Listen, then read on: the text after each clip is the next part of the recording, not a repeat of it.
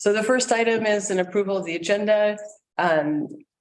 Does anyone have any amendments to the agenda? A question, with Jeff gone, I'd like to get clarity on, code audit.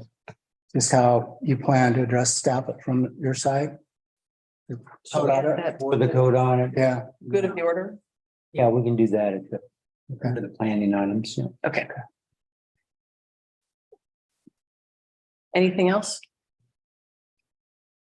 All right, then do I have a motion to approve the agenda with amendment that we're adding a question about the code audit after Jeff goes to our good of to our ongoing planning items? Motion to. Amended. Second. Emily, could you please call the roll? Commissioner Matusik, Yes. Commissioner Bates, Yes. Commissioner Farrell, Yes. Commissioner Sinclair, Yes. Commissioner Ostrander, Yes. Chair Moritz. Yes. We'll move on to a consideration of the minutes. Are there any amendments to the minutes? Okay, if not, do I have a motion to approve the minutes? Motion to approve. Second. Emily, could you please call the roll? Absolutely. Commissioner Sinclair, Yes. Commissioner Ostrander, excuse me, Yes. Commissioner Matusik, Yes. Commissioner Bates, Yes. Commissioner Farrell, Yes. Chair Moritz. Yes. All right, moving on to our next item. This is a quasi judicial hearing regarding public hearing and consideration of V 23-01 CEDAR request on behalf of the city of Cannon Beach for a variance to off-street parking requirements at 268 Beaver Street. V 23-01 public hearing and consideration of a variance request submitted by CEDA on behalf of the city of Cannon Beach to exempt the site of the former Cannon Beach Elementary School from meeting the minimum off-street parking requirements established by Cannon Beach Municipal Code 1778-020 in favor of alternate methods of transit and parking. The property is located at 268 Beaver Street, tax lots 4,000, 4,100, 4,101, 4,200, 4,301, map 51020 CB in an institutional zone.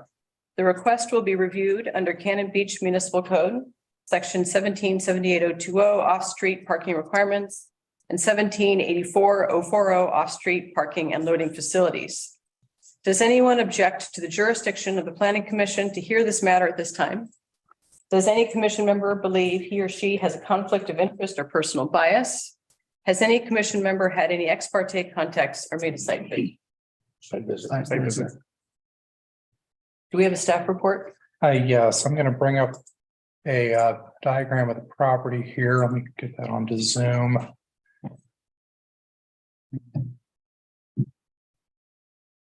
Okay, the applicant CEDA on behalf of the city of Cannon Beach requests a variance to exempt the subject site from meeting the minimum required off-street parking requirements in favor of alternate methods of transit and parking. During the November 2022 Planning Commission meeting, this item was discussed as a work session item during which the commission heard that the site has an insufficient amount of off-street parking available and that development of a large parking lot would be contrary to the goals of the redevelopment project.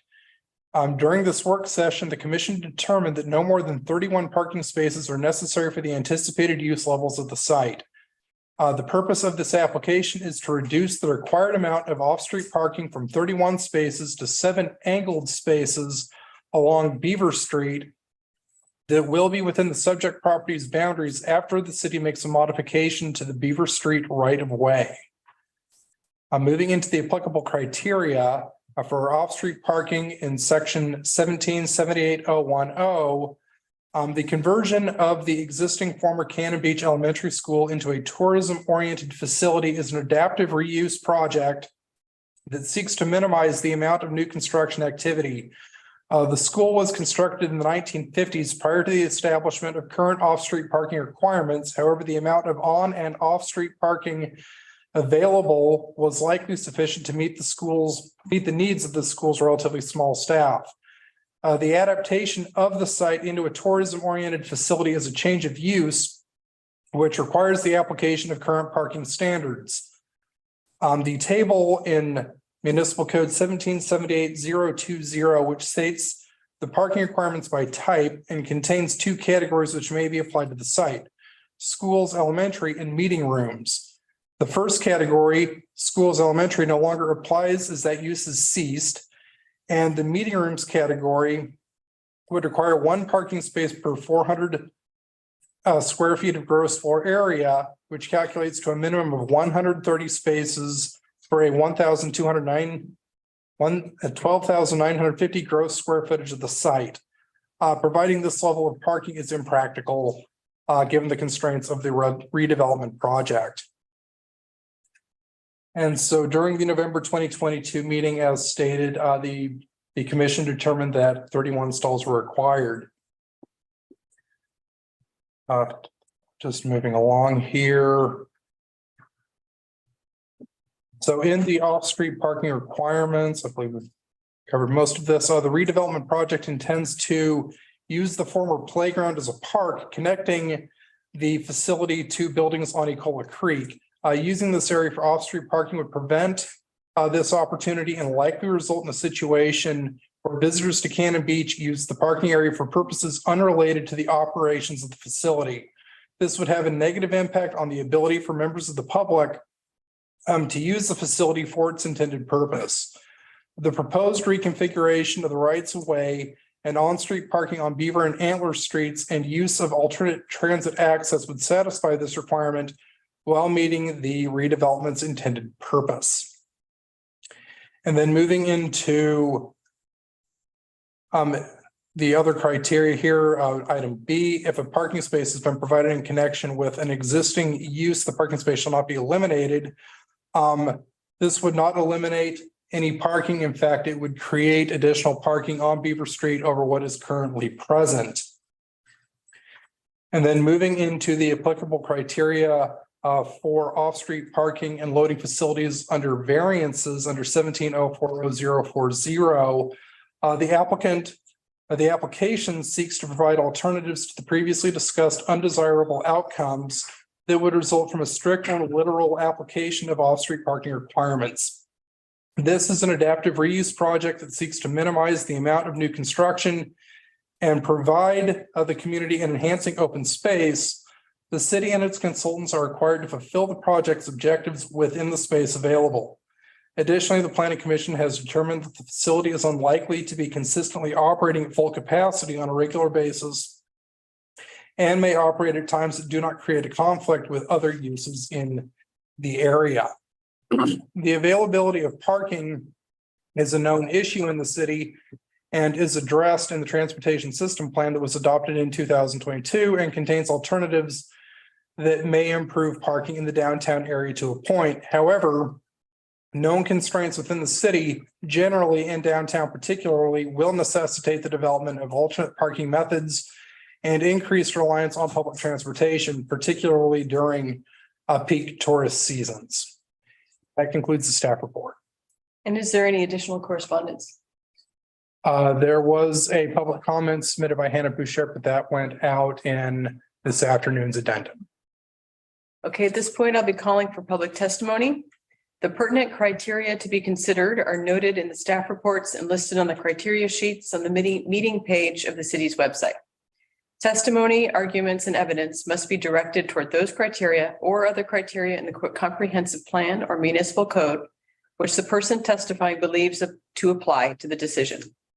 Failure to raise an issue accompanied by statements or evidence sufficient to afford the decision maker and the parties an opportunity to respond to the issue precludes appeal based on that issue. Prior to the conclusion of the initial evidentiary hearing, any participant may request an opportunity to present additional testimony, arguments, or evidence regarding the application. The Planning Commission shall grant such requests by continuing the public hearing or leaving the record open for additional written testimony, arguments, or evidence. Persons who testify shall first receive recognition from the chair, state their full name and mailing address, and if appearing in a representative capacity, identify whom they represent. Do we have any public testimony?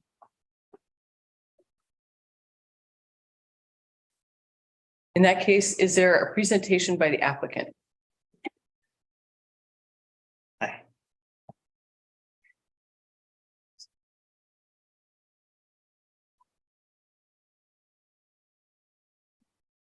My name is Dustin Johnson. I'm with Cedar Architects and Engineers, and we're hired as the architects and engineers by the city of Cannon Beach for the Cannon Beach Rejuvenation Project. First and foremost, I want to thank you all for this opportunity to speak to you tonight and to have you consider this variance request. In our work session on November 22nd of last year, I read you a description of the project, and if it's all right with you tonight, I'd like to do that here. It touches on some things that the staff report doesn't. The Cannon Beach Elementary Rejuvenation Project is an adaptive reuse project aimed at reactivating the former Cannon Beach Elementary School and Neck-Use Park site for use by Cannon Beach visitors and residents, businesses, and the Clatsop Nehalem Confederated Tribe for a variety of community interests. The 2.5 acre project site is situated at the north end of Cannon Beach and consists of multiple tax lots zoned IN institutional, as well as E estuary, CI limited commercial, R3 high density residential. It is bordered by Kohler Creek to the north, First Street to the east, Beaver Street to the south, and undeveloped city-owned property with beach access to the west. As the site of the former Clatsop Nehalem tribal village of Neck-Use for generations, perhaps over 1,000 years, the site is nationally recognized as culturally significant and is considered one of the last best preserved Native American heritage sites on the West Coast. Given its location on the estuary where Kohler Creek discharges to the Pacific Ocean, as well as the diversity of resident and migrating wildlife that frequent the bordering riparian area, the site is also recognized as both geographically and ecologically significant. These unique features and cultural heritage of the project site have inspired significant interest amongst public and tribal stakeholders who have been actively engaged throughout the programming and schematic design phases of the project. I'm going to jump off on a tangent here, and I want to let you all know kind of where we are in the process. So right now we are in schematic design. We've gone through a several months long process of what we call a programming phase, where we engage in community stakeholders. We ask questions, we take notes, we have them fill out surveys, we collect that information, we organize it and we prioritize it. And that all occurred. The programming phase was about May of last year into the beginning of fall. After that, we started the schematic design process, and that's where we're at today, is working through, we pretty much have a site design, but we're working through building design and working with the tribe and public stakeholder in the city along that process. Back to the project description, the site vehicular access is by its frontage with Beaver Street, as well as a gravel drive at the southwest corner of the site being with Spruce. A small asphalt paved area exists on site and is currently used as a vehicular turnaround by patrons of the food bank, as well as miscellaneous recreational uses by Neck-Use Park users. Existing parking for the site is limited to 3 off-street paved stalls at the site's southeast corner and parallel on-street parking along Beaver Street. This next portion talks about just the use of the existing buildings on the site and a little bit of information about those existing buildings. The site contains 3 existing buildings of various construction types and functions. 2 of the existing buildings noted as structures 1 and 2 in the following, the last occupied by Cannon Beach Elementary School and have been vacant since 2013. The 3rd building noted as structure 3 below was also occupied by the elementary school and now supports operations of the Cannon Beach Community Food Pantry. Additional details for each of the structures are as follows. So structure 1 is what we consider the classroom building. Approximately 4,500 square feet, wood frame structure built circa 1950. I'm not going to read all of this. Structure 2 is the gym building. Pretty historic building in and of itself. It doesn't say anything about it in here, but that building was designed to be an aircraft hangar during World War II and was shipped down here. There's a pretty neat story behind that. And that was used as the gym for the school. And then structure number 3, which we refer to as the food bank, is an approximately 3,300 square foot. We call it in here a wood frame structure. It's a mobile unit. So moving on to, I think, Robert, thank you for going through and reading the staff comments. I would be reiterating a bunch of what you said if I went over the variance itself, but there are some other considerations beyond just the code that I wanted to speak to tonight. And again, those are found in your packet tonight, and I'm going to read from that. There are multiple reasons for requesting this variance. However, those of highest priority follow and are based on several months of community outreach to understand the priorities of all stakeholders involved in the project and site, including Cannon Beach residents, business owners and visitors, members of the Clatsop Nehalem tribe, and the city of Cannon Beach as the owner.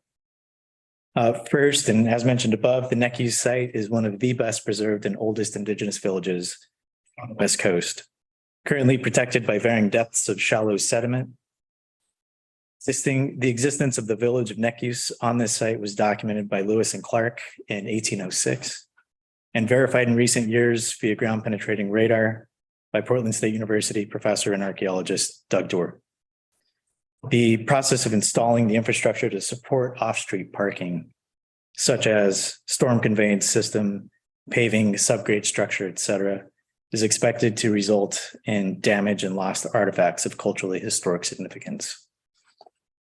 Secondly, an important function of the revitalized Cannon Beach Elementary School is for the site and buildings to be used to educate visitors about the rich history and way of life of the Clatsop Nehalem people on this site and throughout this region. Part of that education is the importance of the connection between the documented locations of the tribe's longhouses and the Ecola estuary. This education, which is expected to spread awareness of the significant piece of Pacific Northwest history, will be all but impossible to convey if it is altered into a new parking area. It should be noted that the only locations geometrically available to off-street parking would be located between the existing school and the estuary, where much of the way of life of the tribe's ancestors unfolded. Third, second to last, beyond its historical and archaeological significance, the site is considered sacred to living descendants of the Clatsop Nehalem tribe,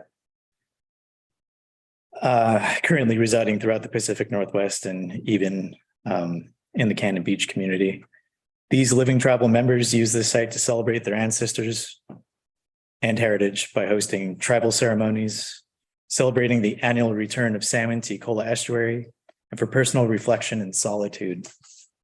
These active members of the tribe have offered significant hours of design collaboration and continue to do so to this day, to ensure that this project is developed harmoniously with the tribe's values. Those values which preclude the use of this site for surface parking. And lastly, Neck-Use Park is an invaluable local resource for adults and children for outdoor recreation, hiking, bird watching, animal passage, turf sports, and beach access, among other activities. It is the resounding desire of Cannon Beach residents that this critical function be preserved in its fullest capacity. Does anyone have any questions? I do. In your program phase, you spoke with business owners, correct? Yes. And did anybody express concerns about parking? Parking was, we categorized and prioritized and there are a lot of concerns about parking. Most of those concerns were about not parking on the site between the buildings and the estuary. But parking just as a whole was a concern among citizens. It was not a concern from anyone that we received data on directly in the vicinity of the site. But mostly people wanted to understand, what are you going to propose to mitigate the parking impact that this is expected to bring? And last time we spoke, I thought we were the streets were Beaver and what? Antler. We were gonna do angled parking on that too. And did something change? No, that did not change. So I believe Robert has a exhibit that he's going to pull up. Okay. This is almost identical to what you saw at the work session back in November. The change is that we reverse the flow of one-way traffic heading southwest off of First Street onto Beaver, and then from there southeast onto Antler. At one time, I thought there was perhaps an opportunity to do angled parking on Antler as well. Did that change, or is there not enough space for it? Or would it just eliminate parking there? Yeah, no, all we did along Antler Street, because of the width of that street, Okay. it's actually striped locations of available parallel parking. But I just have one more question then. Is there anything we can do, Bruce or Jeff, to make sure that those just don't turn into all-day parking for beachgoers? You know what I mean? Yeah, yes, because there are residents, they tend to park right at their, by their home. I think that the problem exists currently. I don't know if changing to one way will make any difference in that. But it tends to be, I think, one of the last places that people choose to park if they're coming over for the day. Okay.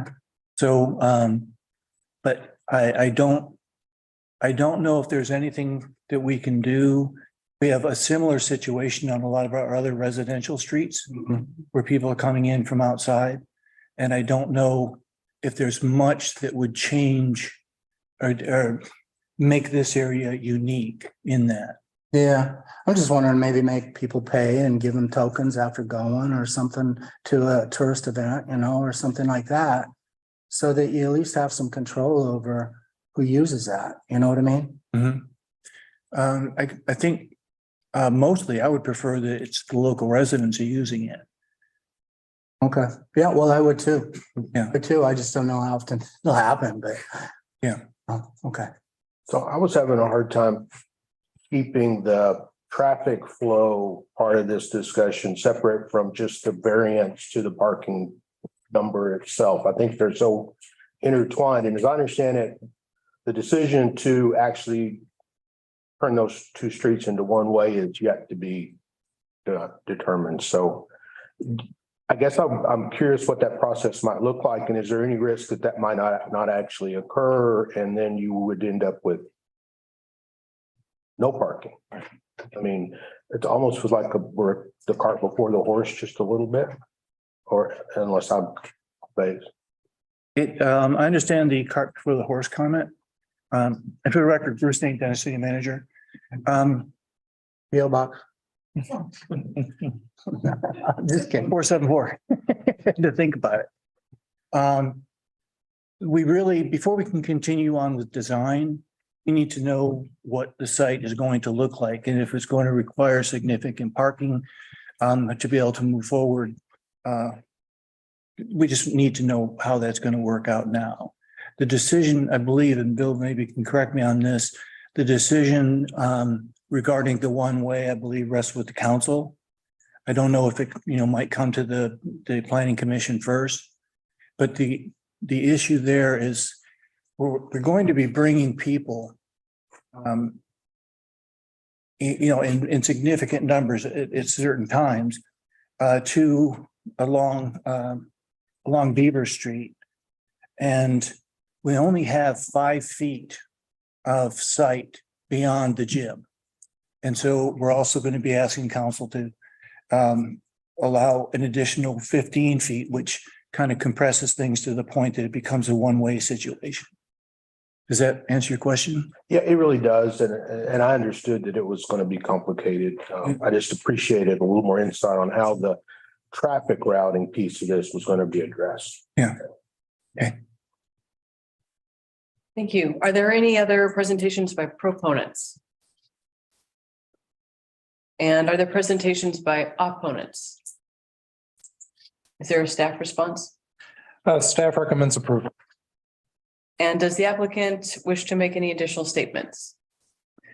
Yes, please. There's one more item I just wish to express upon you, and that is there was a comment that was submitted by a public stakeholder tonight whose primary concern is parking and the effect that that can have on surrounding businesses.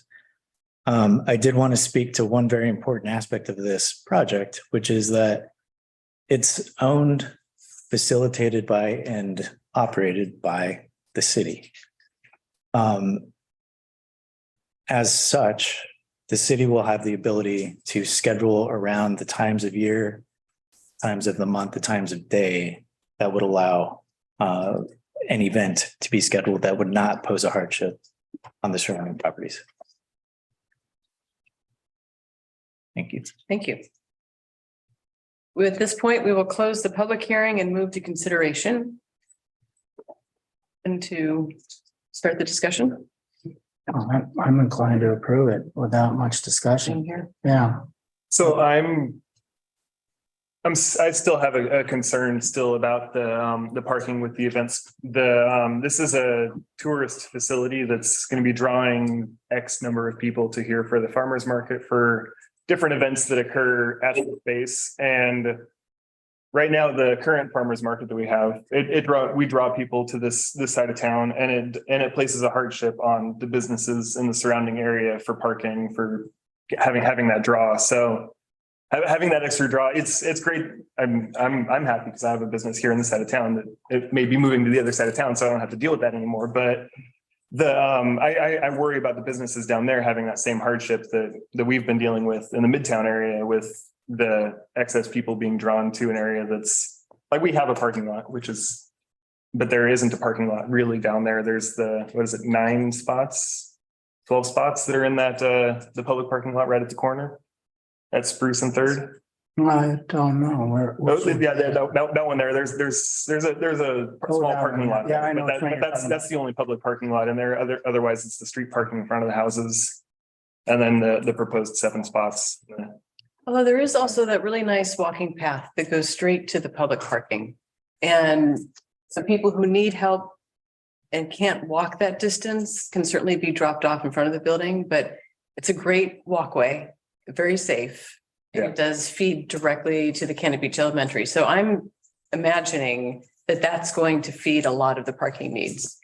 And to me, that end of town is always busy and people always find ways to park and get where they need to get. So I just feel like that's an ongoing Cannon Beach issue. I also think, We're in the public and we're close the public comment period. Sorry. I think Robert's point, or was it Jeff's, that working on a global scale anyway, Right. so, Yeah, this is an ongoing conversation. yeah. And we do have the transportation system plan that has shuttles as a potential.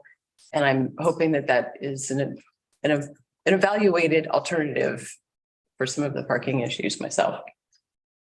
I'm a bit concerned about, I guess, a precedent that we might be setting, and I don't have a lot of history to go with, but generally the city has been a lot more stringent on following the parking guidelines. We've done that to other businesses and people in town.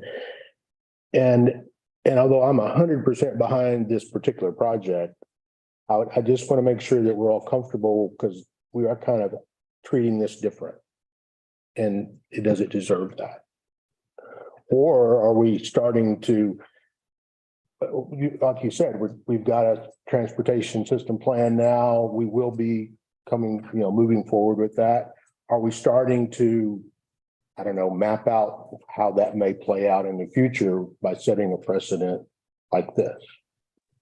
I'm not concerned very much with the precedent, considering this is a tribal land that couldn't be any more unique. So I don't think we're treating anything different. There's no way to treat anything similarly to this.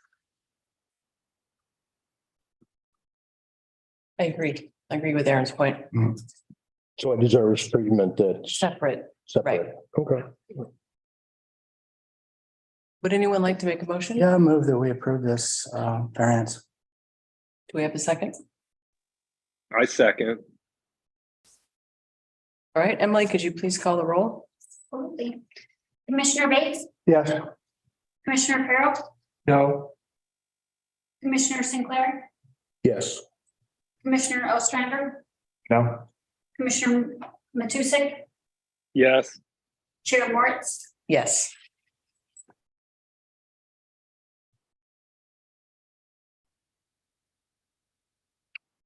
All right, we're moving on to our next item. Thank you. Thank you very much. This is a quasi judicial hearing regarding public hearing and consideration of AA 23-01. Dana Cardwell for an administrative appeal of the city's approval of development permit DP 22-19.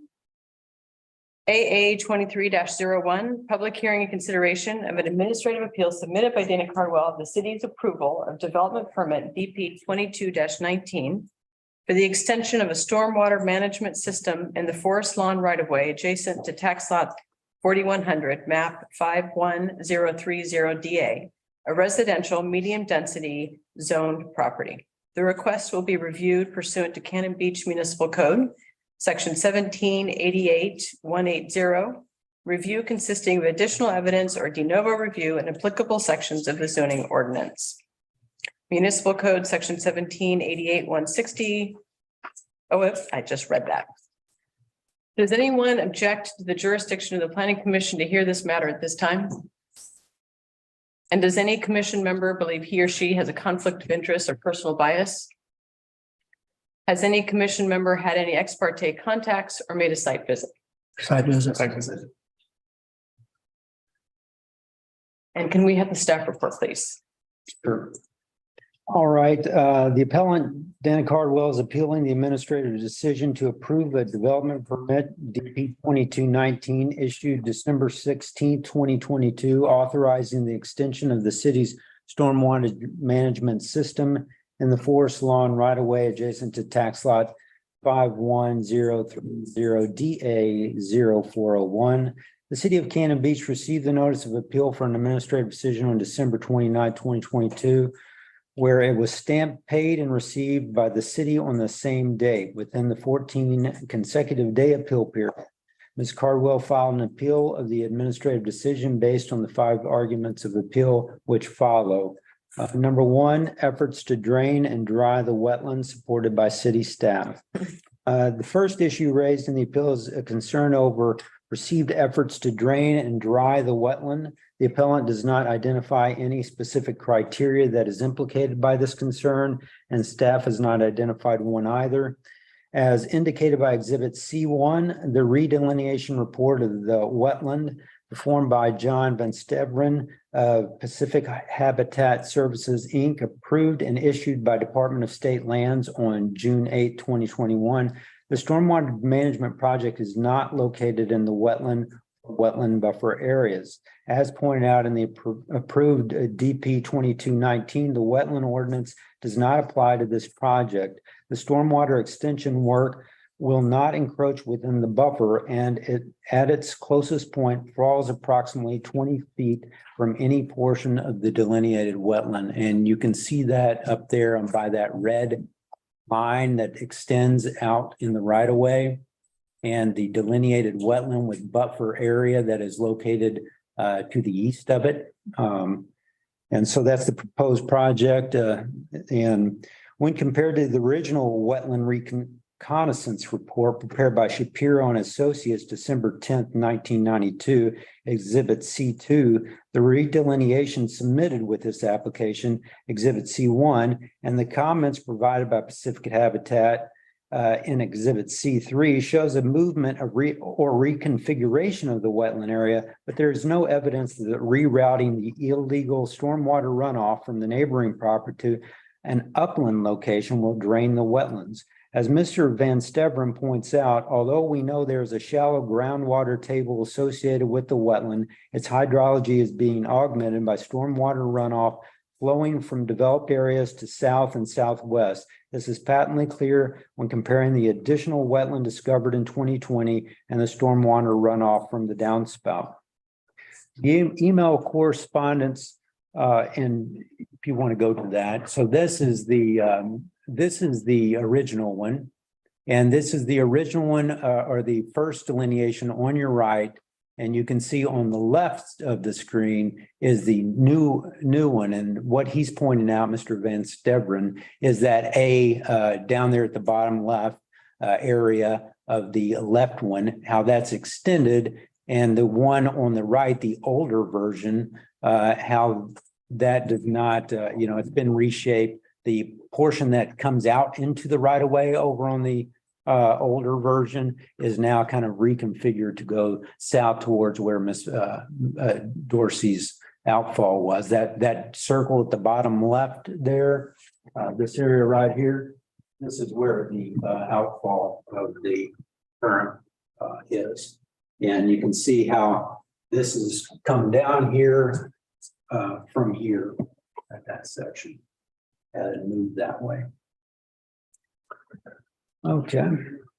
So when compared to the original wetland reconnaissance report, as I read, but there's no evidence of, so this email correspondence from September 14, 2021, referenced and attached to the appeal is taken from a lengthy correspondence between Dave Patrick LLC team and city staff with regards to Cannon Beach Municipal Code CBMC 131650, which states any person responsible shall maintain non-public storm drainage facilities on his or her property so as to prevent flooding or damage to other property not owned or controlled by the person responsible, and to prevent injury to any person or property not owned or controlled by the person responsible.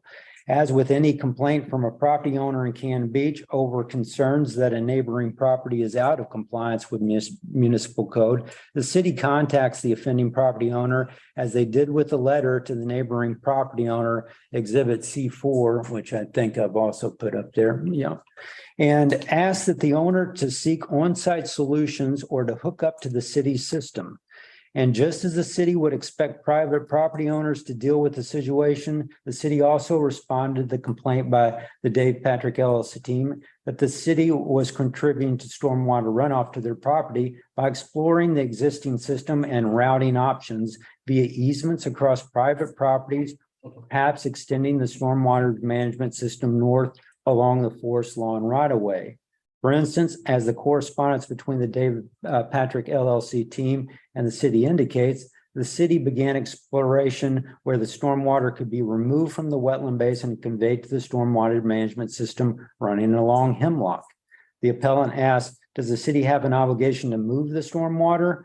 As the city's land use attorney, Bill Kabizman, has stated, there isn't a simple answer to such a question since there are many variables at play, including potentially conflicting legal obligations and whether this stormwater runoff at issue actually contributes to this wetland, as discussed further below.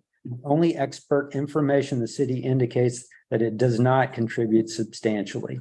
But just as our ordinances direct private property owners to deal with the situation, the city, in a good faith effort, should seek solutions to resolve the situation.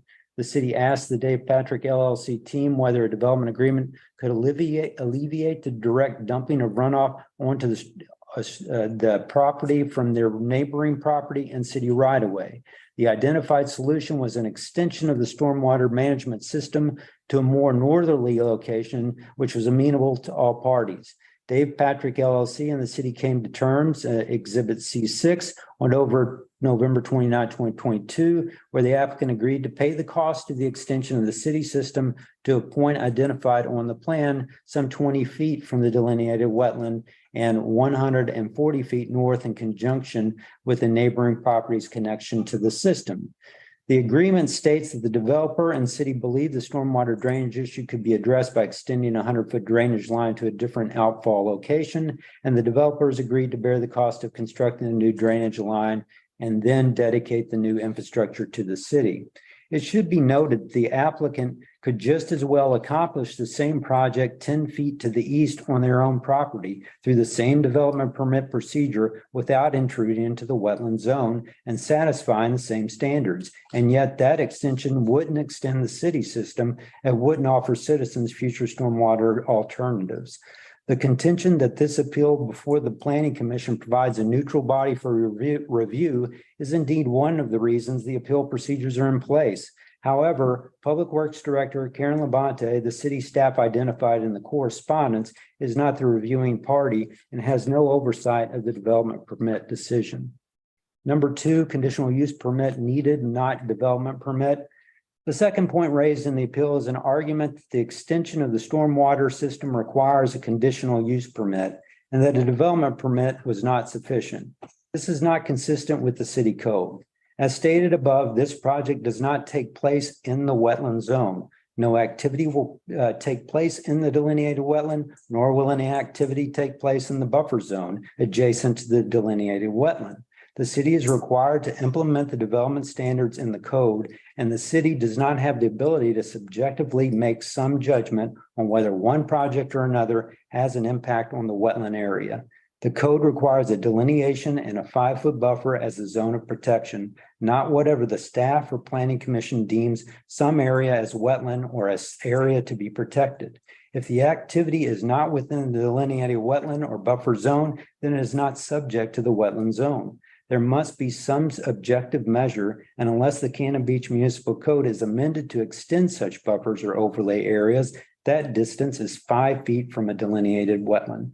Moreover, underground and above ground utilities are permitted outright in the wetland zone, and it is only point source stormwater discharge that is a conditional use, not discharge that is over 15 feet from the wetland area. In fact, as shown in figure 1 and 2 below, staff has monitored the current outfall location and has yet to find evidence that the stormwater flow reaches the existing grade.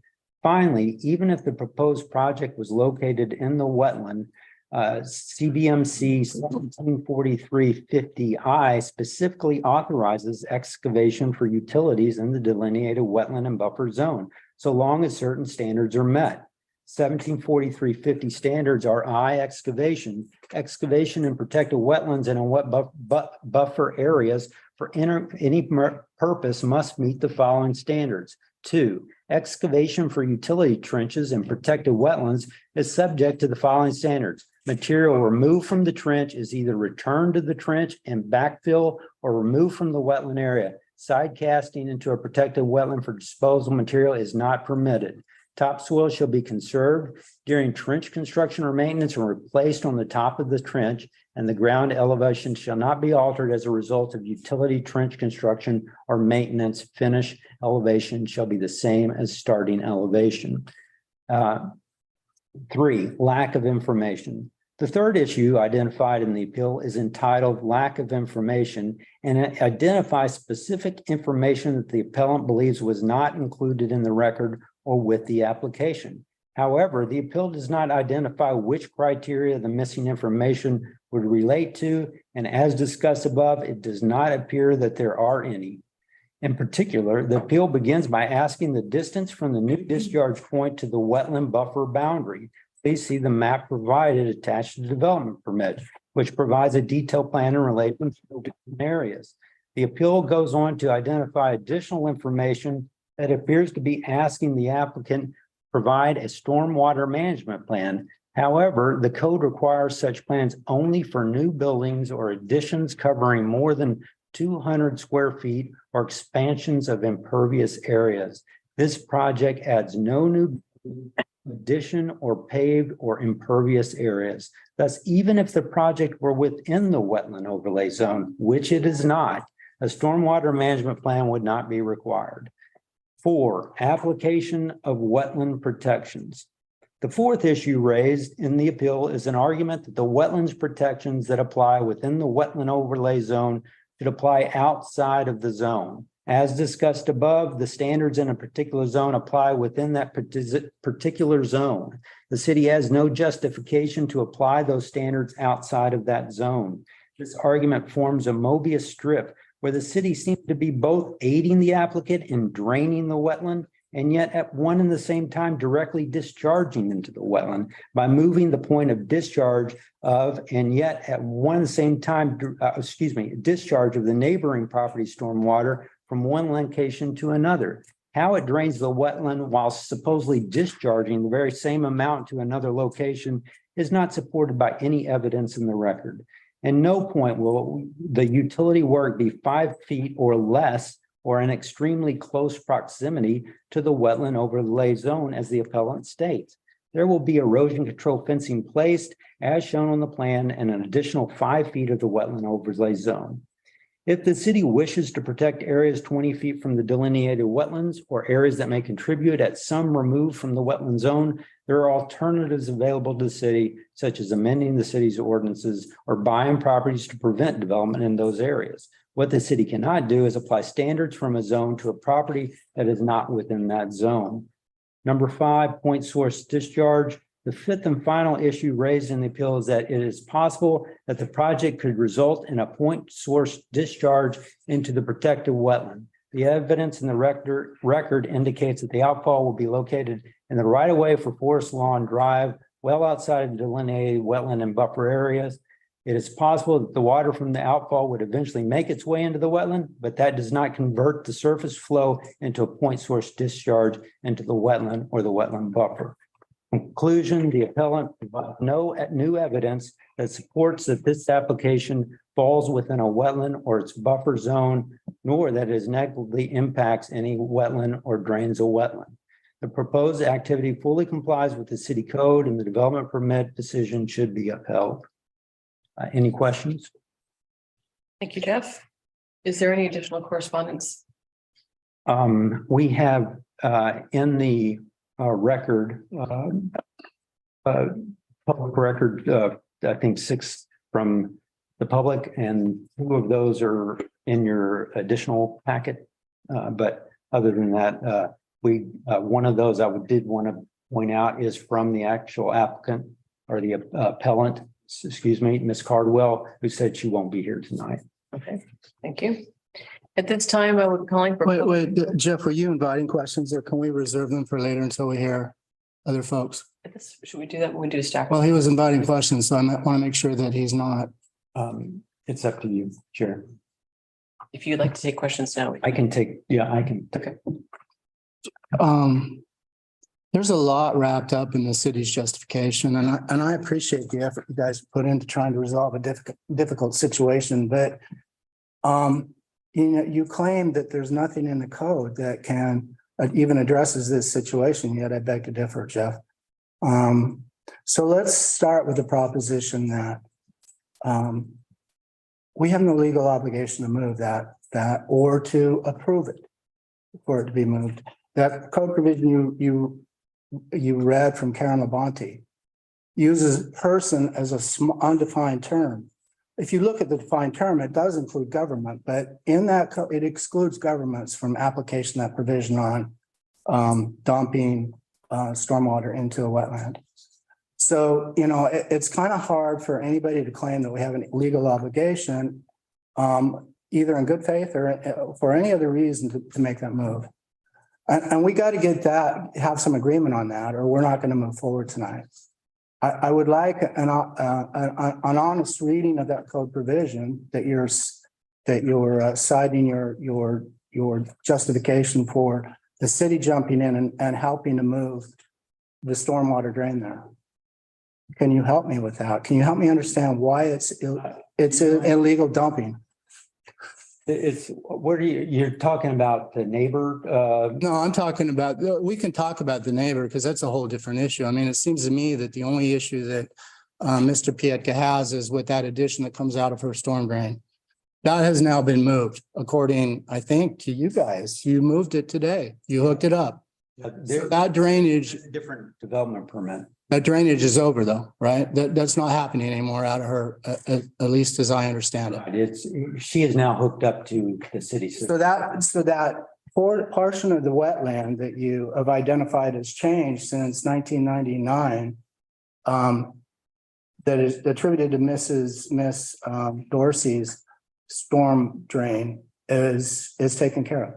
The growth of the wetland in that section. I'm not a wetland expert. Well, I mean, you guys are the best. We were just told in your response. Wetland expert. Experts. The wetland expert, I quoted the wetland expert in the staff report that he believes that can reconfigure the wetland.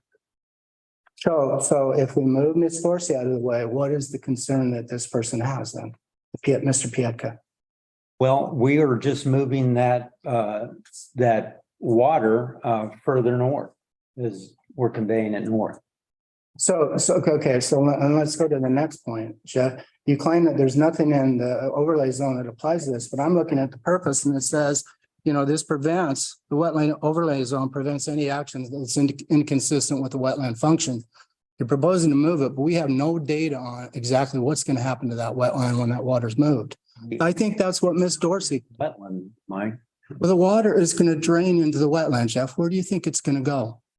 All water in that entire basin drains into that. It drains into the wetland. So your point discharge into that. The discussion, it feels like this is a discussion point. I just don't want to I accept. was not hearing a question for Jeff. I think the point was questions on the staff So report. can I ask a question in relation to what Mr. Mason? If it's a clarification of the staff report, yes, but we will have a chance to discuss. I guess after. I apologize if this has been addressed because I'm trying to hear and I don't hear it. Is the new extension going to change what amount of water goes into the wetlands from a storm drainage? We have nothing in the record that would state that. But is there a potential that it's going to decrease the amount of water going into the wetlands because we're reverting, changing it to a new? Like I said, I'm not an expert in wetlands. No. Thank you. No, you're right, Jeff. I shouldn't ask questions, but he will be We will available. as definitely discuss discussion goes. this. Right, okay. In the discussion time. Okay. I think let's keep it to clarifications for Thank you. now. Yes. So this time I will call for public testimony unless there are any other specific staff report questions. Okay.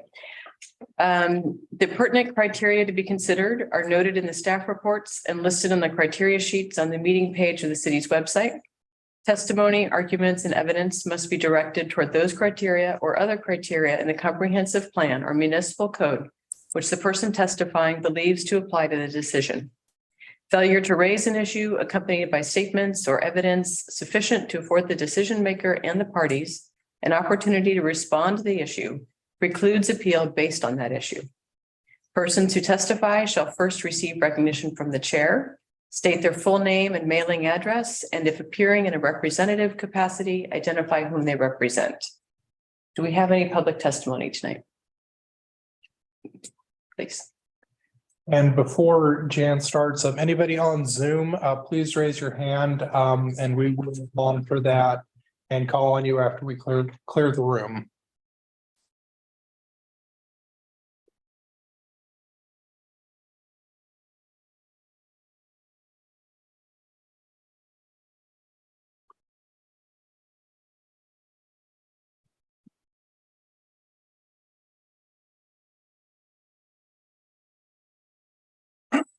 I'm Jan Siebert Warmond, and this letter is also from my husband, Wes Warmond.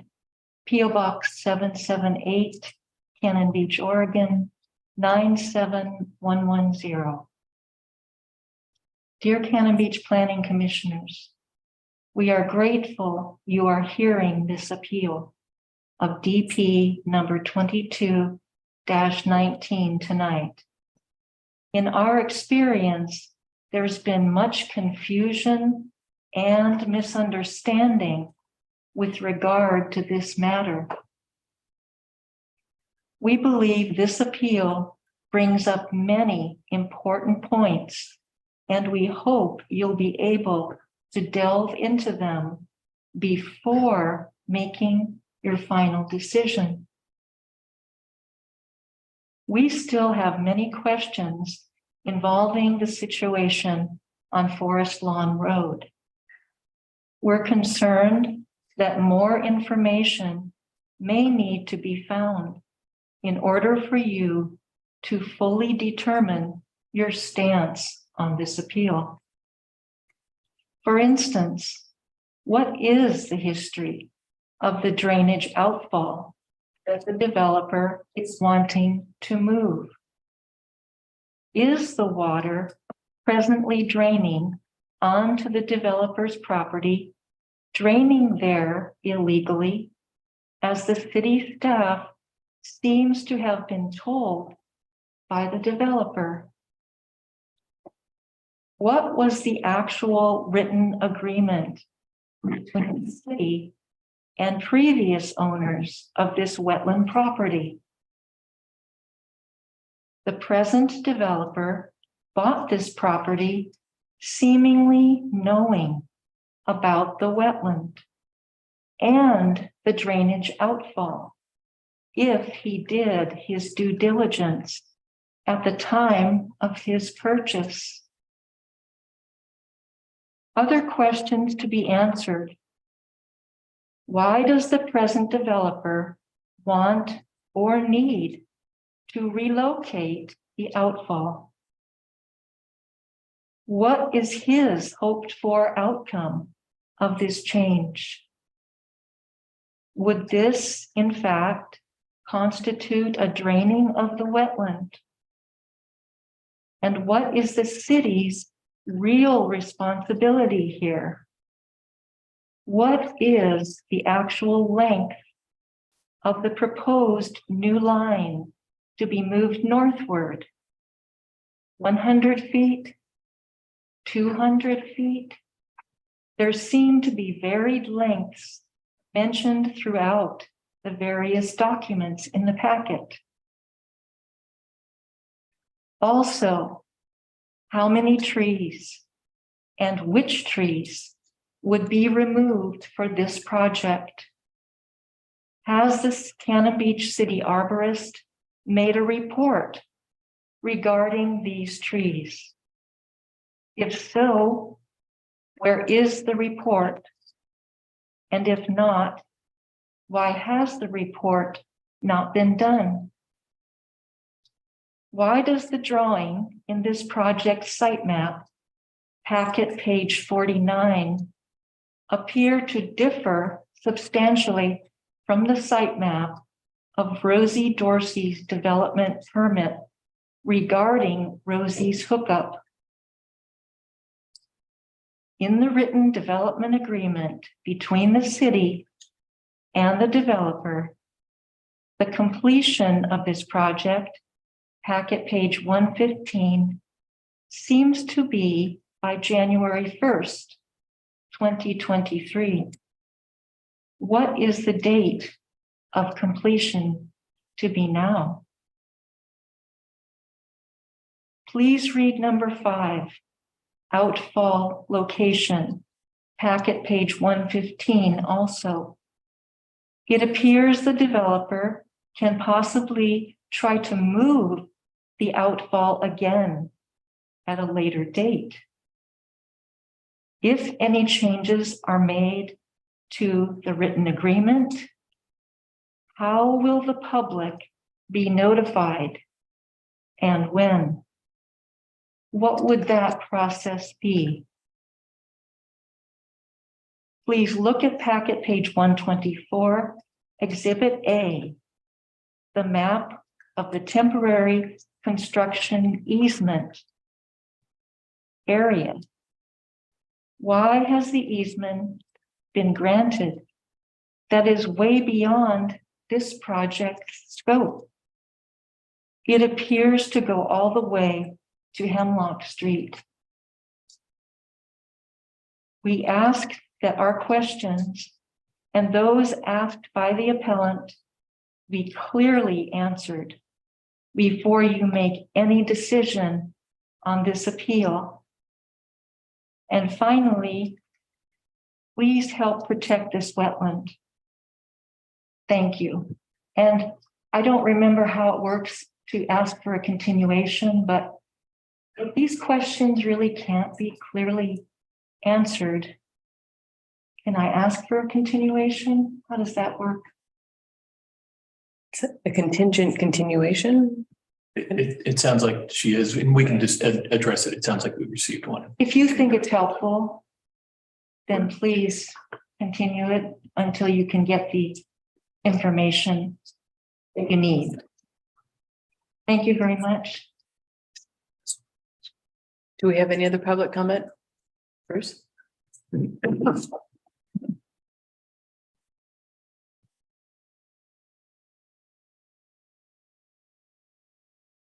Evening again. I'm Bruce A. Dennis, City Manager. I want to come up. Pillbox. I'm sorry? Pillbox. Same one, 1474. You manages to throw me off my game each time.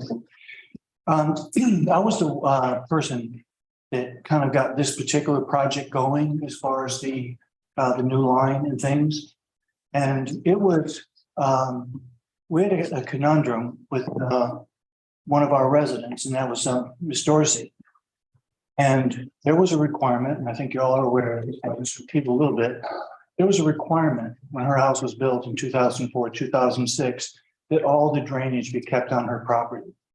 This came up around the same time that had not happened.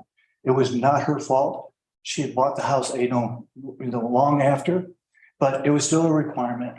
And we deal with this several times a year. And we go in and we make the people make some kind of a change.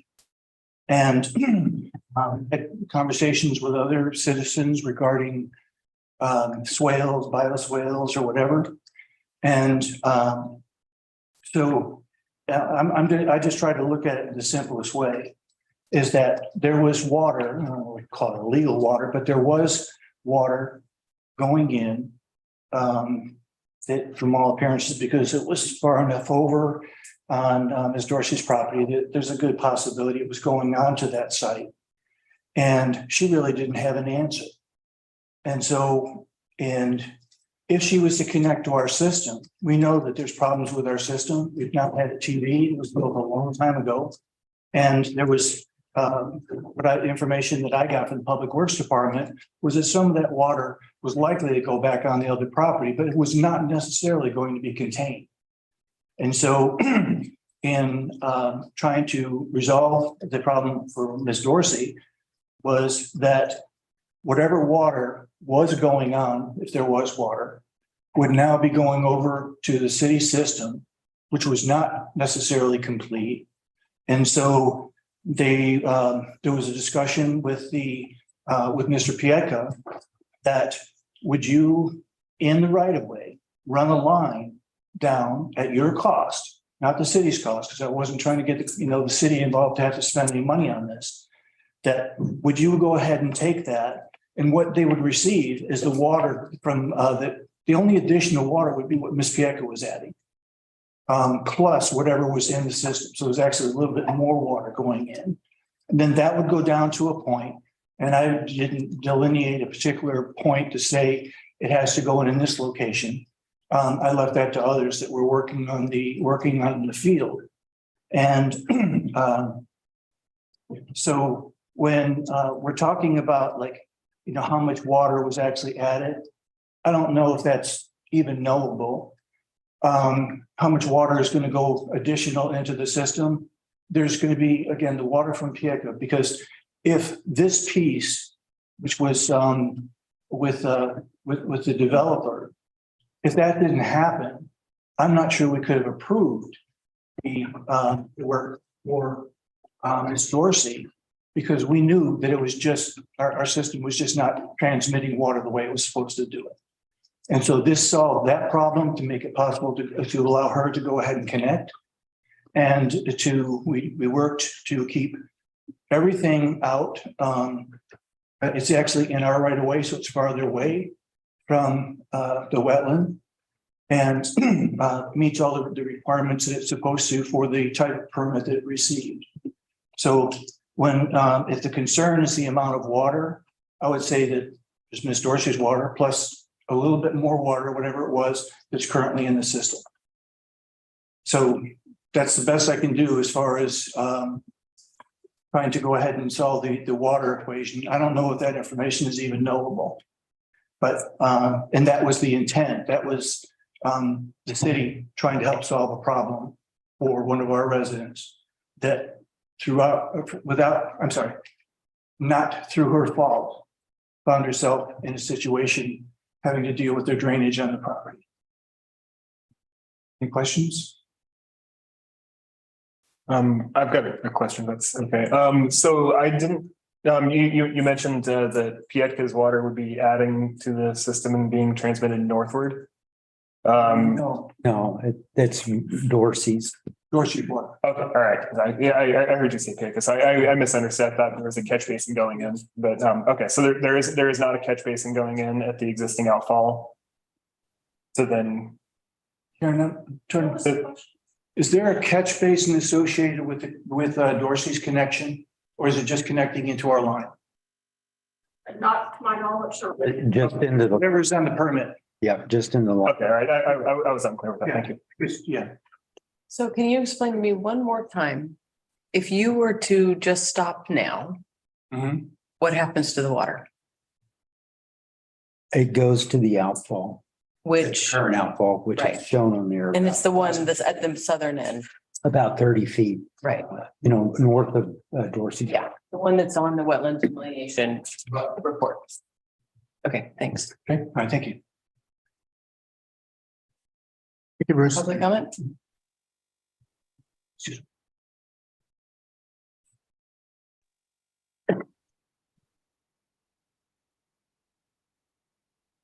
Good evening. My name is David Piepka. My mailing address is 3514 Northeast US Grant Place in Portland. My local address is 122 West Washington.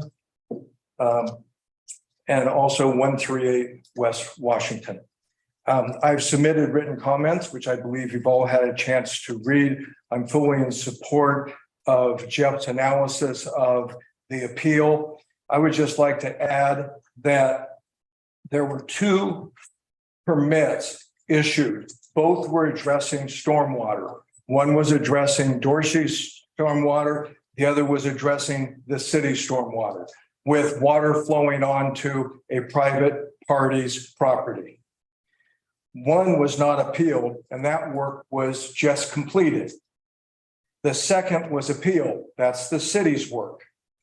The two projects and permits were to operate together so that water wouldn't just pool in a new location where a probable driveway of a house would eventually go.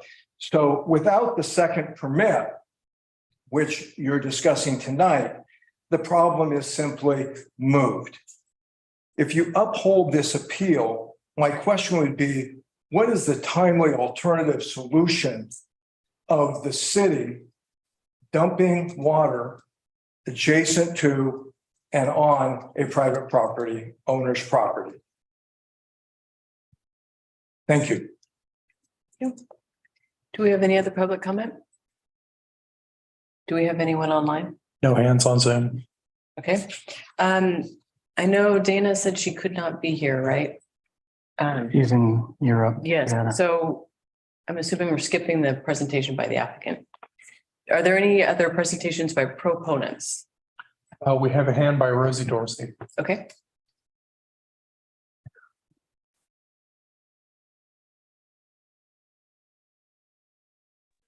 Sorry, I do have a bit of laryngitis and I'm listening, but I just want to clarify a couple of things that I've heard. Oh, sorry, I'm supposed to, my address is 4955 Northwest 162nd Terrace, Portland, Oregon, and my home in Cannon Beach is 1603 Forest Lawn Road, which after 40 years of teaching, I'm hoping to retire to next year.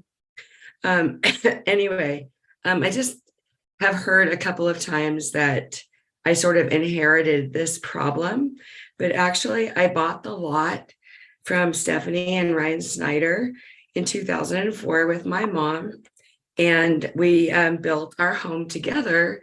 Unfortunately, she passed from cancer. It was a 1031 situation, but we had bare land when we built our home, and then we built the home, and it looks to me like the original paperwork said that we needed to take care of the drainage, but ultimately the city did indicate that everything was fine. There's a big huge yellow sheet, and I'd like to screen share, but I'm sorry, I just can't tonight. But there's a yellow sheet that says my home was in perfect compliance when we actually took possession of it. So I just want to be clear. I bought a lot. I did not buy a home with a problem. And then we built the home, and then my home was completely approved. So I just want to say that. And then I was told, once I was first approached by the problem with the storm drain, I just want to say that I have been told so many different ways and have so much correspondence that what I needed to do in the past 2 years was just hook up to the city and hook up to the city and hook up to the city. And so that's what we did today or yesterday, was to hook up to the city per my permit. And so there's so much information that I was just bombarded with, like, you're in violation and you must hook up to the city. So if we look back, that literally is what I did. And that's just what I wanted to say tonight, because I do believe the permits are separate. And I hope my project hasn't caused all sorts of problems for anybody, because I did what I was told for the past couple of years, which was hook up to the city. So thank you so much for your time. And well, thank you very much. Thanks, Rosie. Do we have any other presentations by proponents? We'll move on. Are there any presentations by opponents? And do we have a staff response?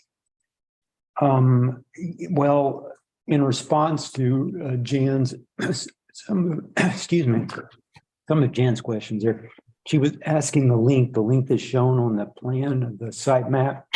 The reason there's a difference between that and what's shown on the, easement thing is because the easement gives a range. Like she said, yes, it can be extended at a future point, but it can't go beyond that length. And that length corresponds to a distance that does not go into the wetland and wetland buffer area. And so that's the differences that she was referring to within the various components. But as shown on the map there, the site map, it's approximately 30 feet for that current outfall there, then an additional approximate 140 feet to the outfall. But it gives them some range to place that where required, Mr. McFeeland. So at this point, we're going to close the public hearing and move to consideration. Anyone like to start with comment? Yeah, I want to apologize for attacking Jeff. Sorry, Jeff. Okay, so do we go to deliberation if they're going to continue it? Well, we need to discuss first to know. That probably is a good thing to do. I think what I heard consistent with you was a contingent request. If the planning commission believes it needs additional information, then the applicant or the commenter suggested continuing it. If the planning commission is satisfied that it has all the information that it needs, then I think it can go forward and make a decision. So, maybe that should be the first topic of discussion. Do you need more information or not? And if the result is yes, then you should probably postpone, move the deliberations to later. But if you feel satisfied, move forward. It's kind of odd that the appeal is part procedural and part substantive, right? The procedural part is it should have been done as a conditional use. If it's done as a conditional use, the only if we determine that's the case, the only option we have is to reject reverse the development permit and have them refile for a conditional use, correct? If that's a determination that you make. Okay. So whether we have information or not, it seems like we could resolve at least that issue. And it may prevent us from having to go down the path of at least, there will be another hearing either way, but it won't be a continuation. And I think that it's a substantive difference just because of the timelines involved. Right. So let's move forward with the conversation about whether we think this should have been submitted as a conditional use permit. If so, then we know that it'll come back around and we can deal with the substantive questions.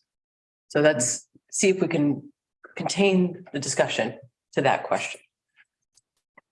And I don't know if I might be able to help by starting the conversation. Please. So all of the work identified occurs outside of the wetland zone, outside the wetland buffer zone.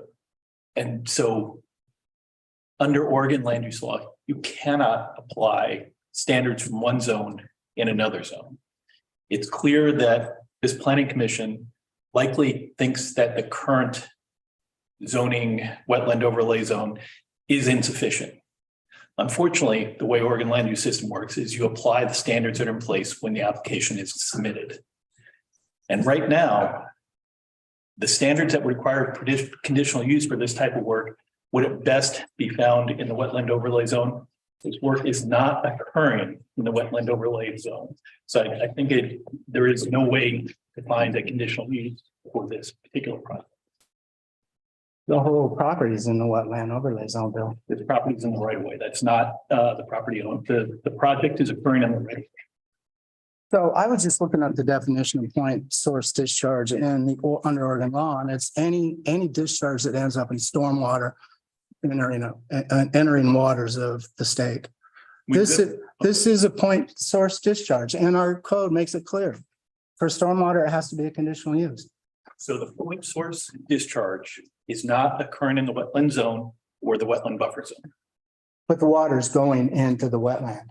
And maybe you want to look at amending the code to deal with that, but the point source discharge is not occurring in the wetland zone or the wetland buffer zone. And so let's take an example, and let's take any wetland. A Pompeii wetland. Let's just say we, cut out, plug those drains there, cut out a little section on the curb and start letting that water flow into Pompeii wetland. Are you telling me that doesn't, because it happens outside the wetland, there's nothing the city could do about it? There's nothing the city could do under the zoning code to the extent that impacts city property and in a way that is detrimental to city property. There are other things that the city can do, but the city couldn't say that violates the wetland overlay zone or that it requires a wetlands overlay zone conditional use. What is it the city could do?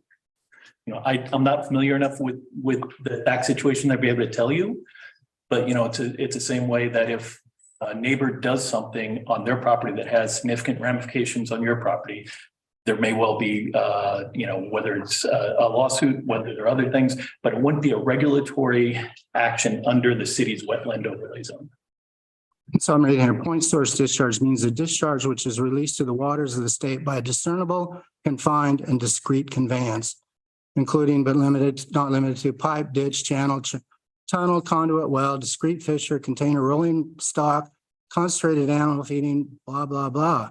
So we are discharging water into that wetland from another source, Bill. The point show us the law that says, I would like to see it before, and I'm not doubting you, but I would like to see it before I give up the argument. What I can tell you is there's a point source discharge from the end of this pipe, right? Yeah. That point source discharge is occurring outside of the wetland zone.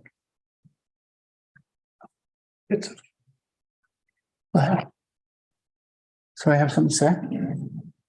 I understand the definitions, but at the end of the day, it still may affect the wetlands. And that's where I can't seem to make a connection. I understand. So I get it that you have significant concerns about the impacts on the wetlands. The difficulty, and this goes back to something Commissioner Bates brought up at the beginning, the code audit, is you're operating with a code that you have in place. And when this code was adopted, whether rightly or wrongly, the Planning Commission and City Council at that point decided that the way to protect the wetlands is to limit activities in the wetland zone and in the buffer zone. And they thought 5 feet was enough to protect the wetlands. It sounds as if there's at least, a significant portion of the Planning Commission and members of the public who think that is insufficient. And that may well be the case, but the reality of our land use system is you apply the code that's in place when the application is submitted. I think the simplest thing that conveys this is the whole notion of a buffer zone. What is a buffer zone if it's not the impact upon the wetland? So anything beyond that, I'm sorry, the jurisdiction does not have the authority to as an impact to the wetland. That's why you have a buffer zone. If it was just going to be a wetland, they wouldn't have a buffer zone. If you're just saying, and some jurisdictions don't have a buffer zone. And so, the good ones or the more modernized are larger than 5 feet. But we don't have that right now in place. I think our code says it. The purpose of the wetlands overlay zone is to protect wetland areas identified in the city's comprehensive plan from uses and activities that are inconsistent with maintenance of wetland functions and values identified on those sites. We go down to conditional use, And this is, and we go down to conditional use, and it says point source stormwater discharge. It's that water is going into the wetland.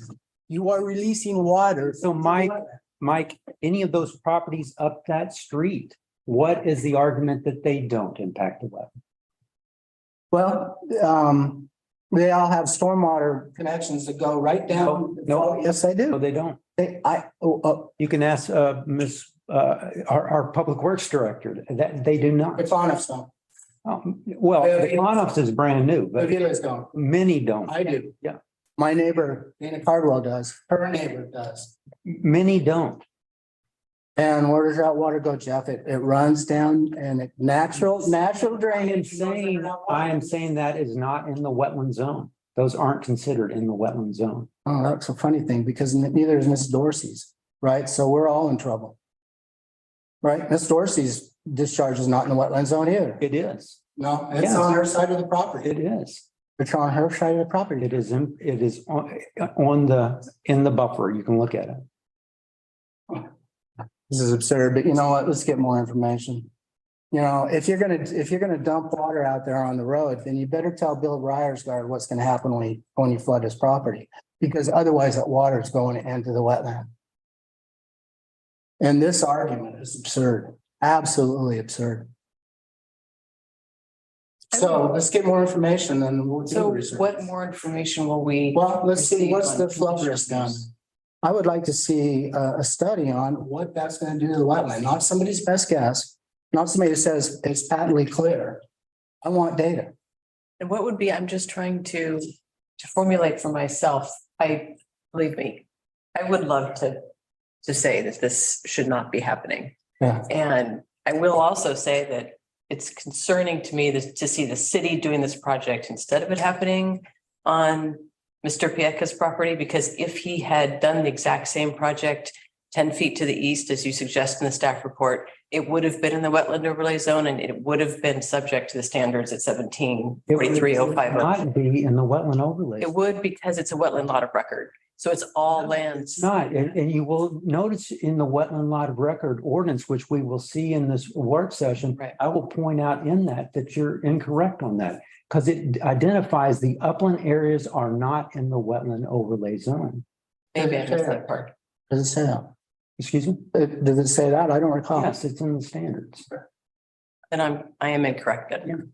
So in that case, I'm just questioning, I think, even if we have more information on what's going to happen, what is our legal basis for finding that this needed to be a conditional use permit? And I just feel like we have a responsibility not to waste time if we don't have a set of facts that will get us to that legal question. well, if you prove that you're harming the wetland or not, you know, I'm not taking it about anybody's best guess. Show me. Let's do the research on that. And under what standards are we requiring that? Well, I think in there it says that that the planning commission can ask for any additional data as it sees fit.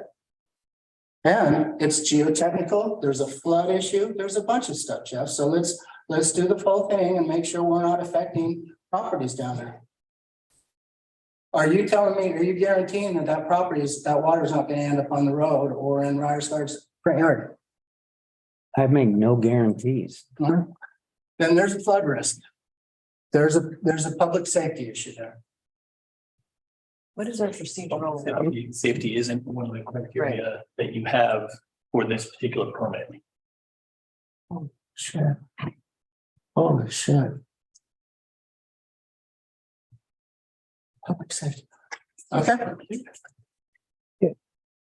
Risk of sticking my neck out a little too far. I'm not completely on board with this discussion. Can you pull up the diagram that showed the overlay and the route on the proposed extension? We looked at it, yeah. And while that's going on, 1743.025 wetland lot of record. A wetland lot of record is a lot or contiguous lots held in common ownership on August 4th, 1993 that are subject to the provision of this chapter. A wetland lot of record includes upland portions of the contiguous property that are not subject to the provisions of the wetland overlay zone. Okay. Thanks for the clarification. Mhm. So, I mean, my sense of the situation is that the water that was coming presumably off of Miss Dorsey's property was making its way across the property line onto what mapped out as wetlands this way, but in the older one, it was upland. You know, until that more recent wetland survey got done, that was going on to upland, which was clearly not allowed in our code. You can't let one property's water go on to another property. Correct. Upland part, even if it's in the water, in the wetland oversight. I see the current outfall for the city is in the same spot. It's coming out and it's going right on to what's currently mapped as upland in that lot. That's, to me, that's why it needs to be moved somewhere. Because it's currently doing the same thing. Whatever water's coming out of that is going onto upland property. It does look though that moving it to the new locations, not solving, if we're looking to solve that problem. And kind of That's the yeah. It's we're in the same exact boat. You have That's kind of my a point. discharge from the city water discharging. It's further north, but it's still going on to upland Issue, yeah. property. And so why is that necessary? Is that a satisfactory solution? I don't know. But I think the justification for the city moving their current outfall is that it's currently allowing water to go onto the upland portion of that lot. That's my sense of it. Which is the way it had drained for hundreds of years. I agree. You know, so that's what our code says is that stormwater should follow natural drainage. Anyway, that's my sense of it, is that I just try to keep it simple. So back to the conditional use issue, I guess, is so any decision on that or more information we need or? So Bill, I'm not should sure. we want to agree as a motion, since we had the sort of continuation question, does that need to be passed by the whole commission or can any single commissioner request that? You know, ultimately, playing out some scenarios, Yes. this is a bit of an unusual request, Right. but you know, to the extent one commissioner were to say, I want additional information, and the rest of the commissioners or a majority of the commissioners said, no, we're ready to make a motion because we think we have enough information. I think that the planning commission can make a decision, even if one commissioner would prefer to have additional information.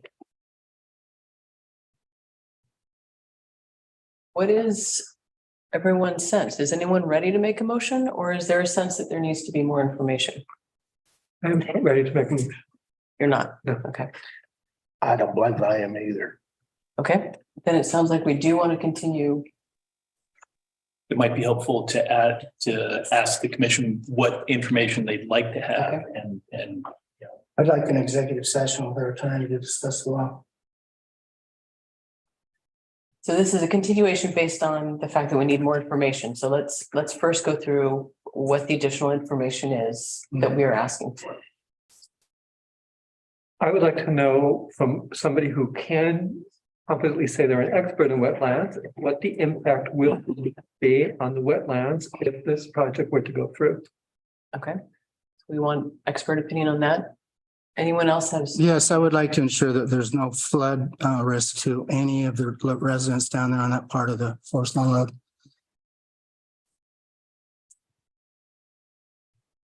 Anyone else have information that we want to specifically ensure that comes back to us? I'm in the same boat as Dorian, the same sort of information. So the way I see the intent here doesn't match with wetland overlay, and I understand we're not within the wetland overlay, but it's affecting the wetland overlay. By moving this outfall, it appears the attempt is to be able to dry up this portion that's at the southern portion that's relatively newly extended wetland, and I'd like to know from an expert how that's going to affect it, if by moving that, if it's going to change it, if just by moving Dorsey's thing, if that's going to be enough to have affected the change rather than moving this whole thing. Okay. So you realize that it has been moved. Dorsey's, yes. Yeah. No, I'm talking about the city's outfall from the 30 feet north to the additional 120 feet. So can we close the consideration since we now know we're continuing, or do we need? Yeah, we're continuing. I guess I'd ask, do you want to continue to another public hearing or do the process that the commission has used in the past, the 777 process, which is leave the record open for 7 days for written material from any interested party. Then in addition, 7 days for information responding to the material that came in within the last 7 days. And then a final 7-day period open just to the applicant. In this case, it would be Ms. Caldwell. no, it's actually the applicant for the process. Oh, okay. Permit always retains burden of proof. And so I want to make sure I get. So Patrick Dave LLC. Patrick Dave. Written argument. So on that, Bill, does that give, when would those, the more information that they've requested, do they have to get that within 7 days? So that information, any new information would have to come in within 7 days. And it may well be that, there might not be new information, and then you'd have to make the decision based on the information you have in the record. Unless we chose to extend this period longer to allow more time for information. Because we wouldn't have to shorten it to the 777. We could just revisit this next meeting, as long as we don't run into the 120 day. Yeah, that's what this point is. Yeah, you will definitely have it will narrow the window as usual. But if you do that, then there is that other option where you limit what, once that information is in. Haven't we previously on other said no further new information after a certain day, or is it just the 777 we've done that? So if you continue the hearing to the next meeting, allow any information in, and then you can have deliberations. Typically in that situation, the nature of a hearing is that people can bring anything they want to the hearing. And so you may well get that new information the day of or actually at the hearing. So, if you limit to the written record, then you've got to provide that opportunity to reply. I don't know if, maybe 1477, does that work? I think we did that on one of them where we extended that one. But I don't know if we can find a wetland expert in 14 days and some kind of flood risk analysis or on the hydrology. Karen, any thoughts on that? Yeah. We can do our best to get it to you in 14 days. If you decide to keep it open, then all that does is, of course, then put the pressure on city council to kind of hasten their review. Well, my concern is that I'm happy to try to shorten it, but I don't want to be such a short turnaround that we end up with no new information and we're right back where we are tonight. Right. And sometimes that happens, and not just in Cannon Beach, but elsewhere, you have information you want. And it's a question of looking at the criteria that apply. And are they met or not? And, sometimes there's questions that are really interesting and fascinating that you really want an answer to that may not really apply to the criteria. Yeah. Do any of the other commissioners have a strong sense whether you'd prefer to wait longer, but then we end up super tight on the timing on the other end, or we can do the 14-7-7 and hope that we can just get the information that we need. I think we should give them all the time they need to get us the information. I don't know if it means we wait a little bit, the last minute, that's fine with me. I see Bruce has his hand up. I don't know if we can take It's comment. procedural. Point of order. Yes.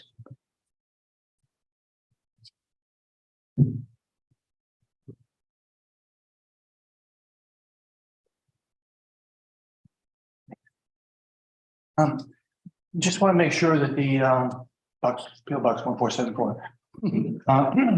That the planning commission is aware that when we're talking about the 120 days, that's a long ways out for you. But it's also 120 days for the council. And we had, I believe it was this issue, where the council had like 10 days or less. And so it's just asking you to be careful with the timing. That you can keep it for a very long time, and then there really is no time for the final decision maker. Is anyone really good at math and could work out what our timing is going to be if we? So, whether it's 777 or some other approach, your next hearing is February 22nd, 23rd. And so, maybe the way to satisfy the concern I heard is just continue it to the 23rd. Yeah. That means you may get new information that evening, but chances are, that's the way to provide the most time, to allow people to do it. And, but just assume you may have to absorb a fair bit that night. Hopefully, the applicant and the city could get you additional information well in advance, but we'll see. On that note, Bill, is it from, is the 120 day on an appeal of an administrative decision, is that from the date that the decision was issued? Do you know? I don't know. We haven't faced that issue with an administrative appeal. Typically, if you look at 227178, it's from the date the application was first submitted. Submitted, yeah. Okay, so 120 days from, let's see.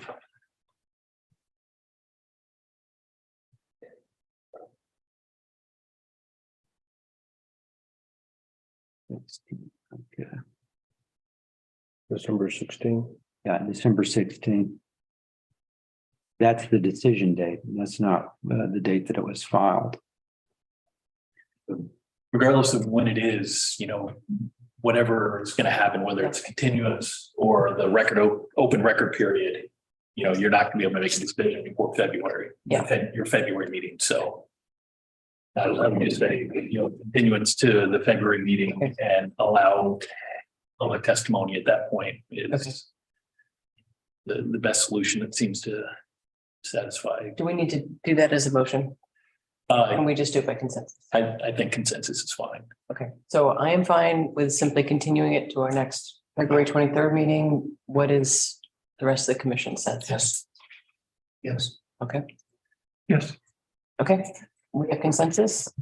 Anything from Commissioner Matusik, who isn't here, in the room? I'm okay with that. Okay, so it sounds like all six are in favor. Okay. In that case, we will close this item. And just to be clear, at the February 23rd meeting, this matter is continued to the February 23rd meeting, 6 o'clock here in the Cannon Beach City Hall. The record is open until then, and there will be a public hearing and deliberations to follow. Thank you. We are moving on to a work session item. We have a wetlands discussion and a presentation by Cameron LaFollette of the Oregon Coast Alliance. And Cameron should be on Zoom. She's coming over to the panelist side. Great. Just by way of explanation for our new members on the commission, we discussed, I think 2 meetings ago, the fact that we really want to update our wetlands code as evidenced by tonight's conversation. So there was an informal group of us who came together to take a first stab at assessing what do we feel are the most important changes that need to happen, and then we redlined our revisions, and that's what you received in that separate packet for this meeting. Our emphasis in all of this was thinking about best available science. So we took a very scientific approach as much as we could, looking at all the data that are there, what other jurisdictions are doing to say, how can we improve our code to protect wetlands in accordance with the science? And in that vein, we invited Cameron from the Oregon Coast Alliance to come speak to us specifically about some of these issues related to the science of wetlands and to hopefully inform our discussion about what potential revisions we would want to see in our wetlands code. And I'm sorry, that document was sent when? It was sent, Emily, when did you send the second? I think it was around 2 or 3. I have some extra copies. No, the wetland, that was regular Monday or so, Monday. Omitted. I can give you my copy if you'd like. Emily has a copy. It was, Monday. they posted it, Thank you so much. early this week, Yeah, Monday or it was Monday. Tuesday, maybe.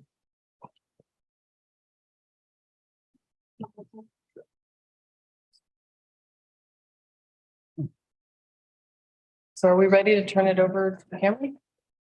All right. Cameron, welcome. Hi, can you all hear me? Yes. Okay, good. We're making progress. I wasn't quite sure what to do with this or sort of what you all wanted, because the wetland planning process, as I'm sure you know, is complex and lengthy, and there's several different options in it, but most of that is behind Cannon Beach. You know, the question of whether or not to use a safe harbor process versus a ESEE process, having a local wetland inventory, which you do have, all those sort of early difficult decisions are behind Cannon Beach a long time ago. So I concentrated just on, I asked what questions were really before the council so that I didn't go on and on talking about things that were not really helpful to the commission. And so I asked some questions about what was wanted, and got back some answers. And I think with your permission, I'll just concentrate on those questions, answering them with some thoughts one by one, and then we can have a discussion or further questions. Does that sound okay? That's great. Okay, so the first question that was given to me was that the planning commission is going to have to discern whether mitigation is satisfactory. So some information on best practices for assessing what mitigation would be needed would be helpful. So mitigation is a particularly thorny issue, because often what's proposed as mitigation doesn't work, or, you know, in real life on the ground, or mitigation is proposed that's far away from where the damage is going to be, and is that of use to the local, you know, watershed and wetland complexes. So as in many things with wetlands, there's not simple answers, although it would be so nice if there were. Goal 5, which includes wetlands among other natural resources, does require local governments to provide an objective process for applicants to follow with respect to development in and around wetlands. But Planning Commission should be able to rely on a combination of relatively objective standards, complemented as needed by the expertise of a consulting biologist. The city has an option to hire a consulting wetland ecologist at any time where more detail is needed or more understanding is needed about a wetland, its hydrological flow, its relationship to creeks, or indeed to the stormwater system in the city. Applicants do also often hire wetland consultants, but the city can do it as well. And sometimes that provides a different perspective and or gives the city more control over the information that they want. Both the Department of State Lands and the Corps of Engineers review processes, permit processes have ample opportunity for participation by local planning departments. And that's often the best way to get input. If you are concerned or confused or want to get a straightforward list of what options there are for mitigation, it's most helpful usually to call upon DSL and the Corps. I have not verified specifically, but I understand that the Department of State Lands' Aquatic Resources Coordinator can come out and give training sessions to the Planning Commission about what the options are in general and what might work best in any particular situation. Both agencies have fairly robust criteria in their rules for determining what mitigation is adequate. And that can also be of help to the Planning Commission. The emphasis in general is on a formal wetland functional assessment that the applicant provides. And that is usually the place to start. I've seen planning commissions really stumble around on what is the best thing to do with a wetland that's proposed to be developed in whole or in part. And there really are a lot of resources at DSL and the Corps. That really is the best place to start if you're concerned about what to do with respect to mitigation in a given instance, actually on the ground, not in trying to write a handbook or trying to write code, but on the ground. So then the second question was, we've had some input suggesting that in lieu mitigation, where impacts are mitigated through payment into a wetlands bank, might be effective or appropriate. And what information is there about that?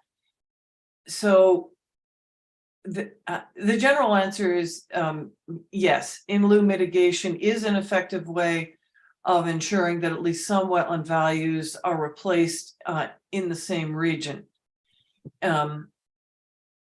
The problem is, or at least the issue is with in lieu mitigation is it isn't necessarily in the same region where the wetland loss is going to occur. If the wetland in question is significant or provides important local values, then that local value cannot be replaced by creating wetlands in another location. That's so obvious that it shouldn't even have to be said, but it's easy when thinking theoretically about wetland mitigation to sort of get in trouble about that and realize that you're not actually going to be helping the wetland situation in Cannon Beach if you allow an in lieu mitigation. Now, the problem is, or at least the state of affairs is, there's currently no wetland mitigation bank available in Cannon Beach. An alternative would be for an applicant to propose either payment in lieu of mitigation or in lieu fee. Department of State Lands rules allow you to propose this if you're the developer, if the developer's impacts are less than 0.2% of an acre, which many urban projects are. If DSL will allow this, as they often do, they can do it without requiring a formal wetland functional assessment. The money generated by this in lieu program goes into a fund to perform habitat restoration, but this is the catch, that restoration could occur wherever and whenever DSL sees fit. It does not have any link to Cannon Beach. And if you're trying to keep control of or strengthen the wetland system in Cannon Beach, that's a downside. An important thing to be aware of is that the federal agency involved in the wetland game does not currently allow payment of in lieu unless it's tied to an actual local mitigation site, which Cannon Beach doesn't currently have. So applicants sometimes end up with a separate plan for the Corps and then paying in lieu money to the state. That's a little awkward, but we have to remember that the state and federal agencies are operating under completely different laws. The the Corps of Engineers is operating under massive framework of federal statute. And the Department of State Lands is operating under a less massive state framework, that they're related to each other, but they're not the same. And often their definitions and their ultimate goals are not the same. The Corps has more flexibility on minor projects on what it can accept as mitigation. So developers often like this somewhat split situation of paying in lieu money to the state and working out a plan with the Corps of what to do on the ground. So in general, paying in lieu money makes sense for applicants, and they often prefer to do that. But there's the question of how the mitigation is actually going to work on the ground, or where it will be. Local wetlands can be shortchanged in this process if you focus primarily on in lieu mitigation. So then the third question was, what is the value of wetland buffers and what works in other jurisdictions? And of course, as was mentioned during the hearing on the previous item and is also in the code, your current wetland buffer is 5 feet, which may have been considered adequate at the time that it was put into place, but in general is not considered adequate now.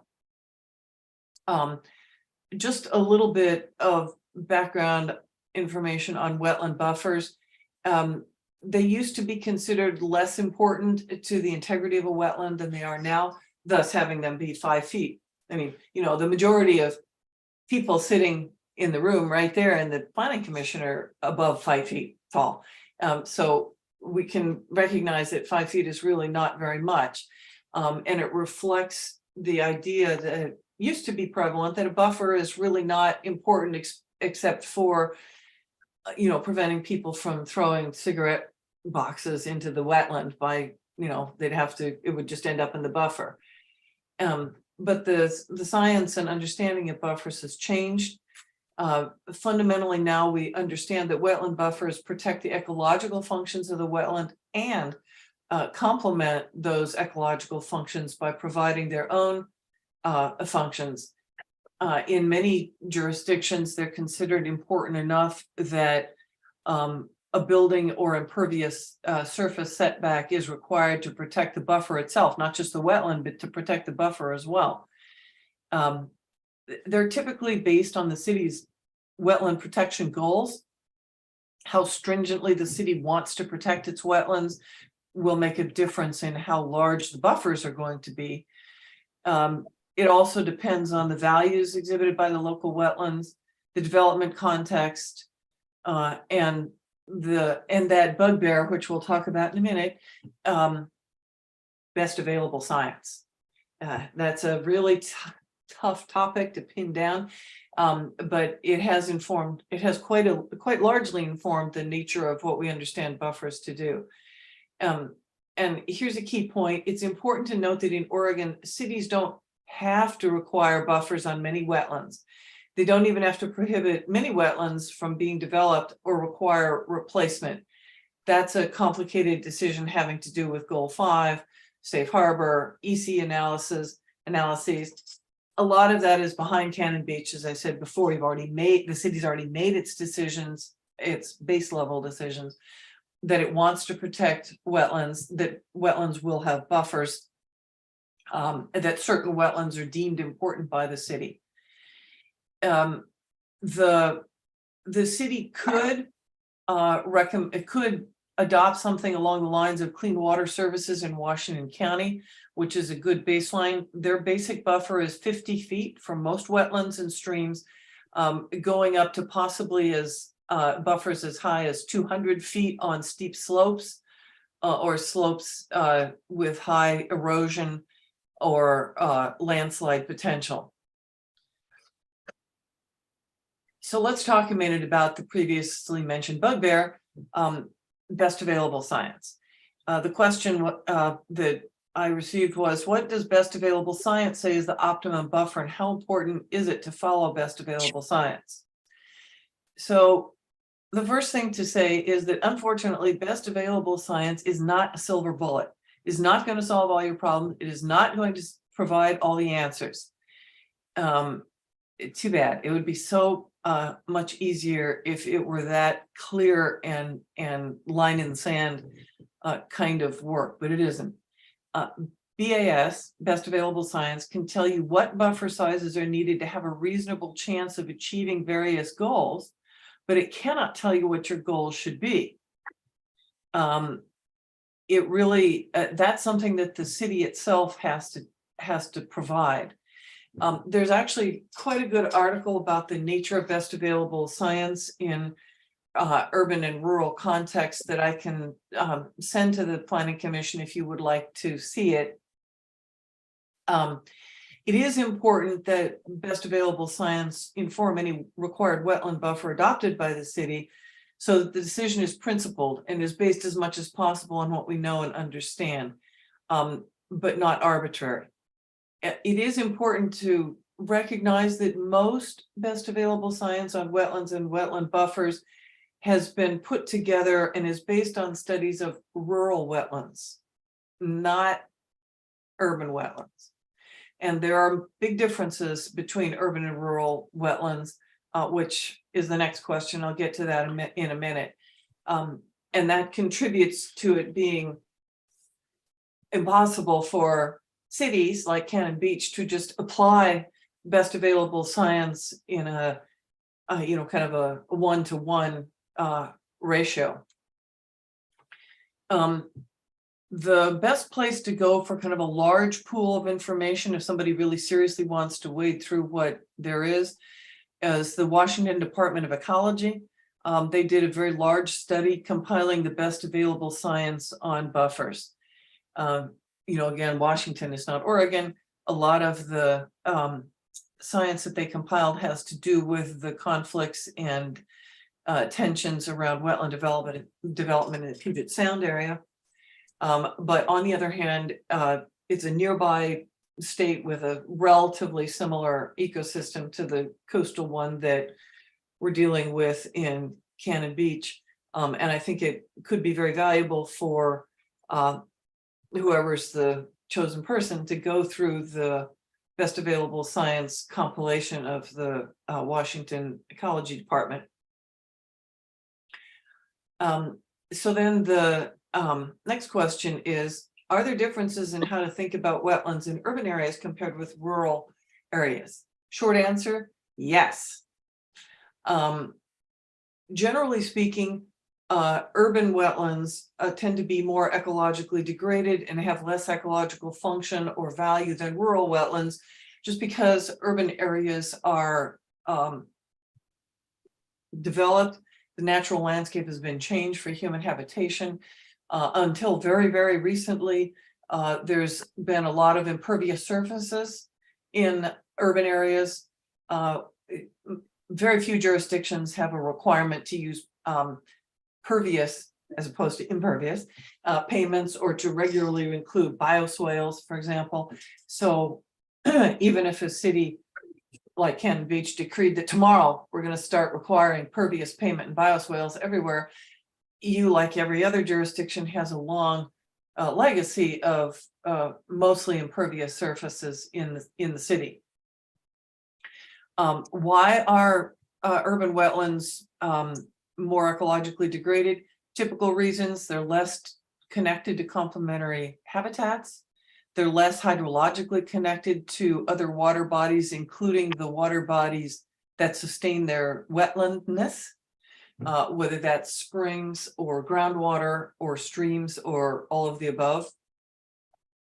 Wetlands often get polluted, especially if they're more surrounded by urban habitats. And they often have nearby land uses or adjacent land uses that make the wetlands less useful. However, that doesn't mean that urban wetlands are useless, far from it. They provide many important values: water quality benefits, flood storage, mental health benefits from green open space, wildlife pockets and opportunities, especially if they have more native species. Don't make the mistake of thinking that urban wetlands are are or should be considered less valuable than rural wetlands just because they're somewhat more ecologically degraded. They still provide a large number of functions. Some communities rely very heavily on wetlands for flood control.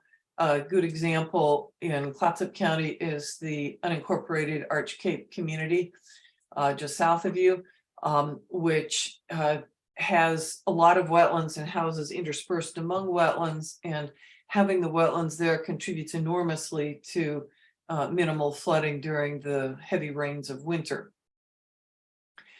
The emphasis in urban areas should, with respect to wetlands, should really be on water quality, stormwater detention, and treatment functions. And the ability of wetlands to absorb floodwaters, to mitigate stormwater overflows is very important in many areas.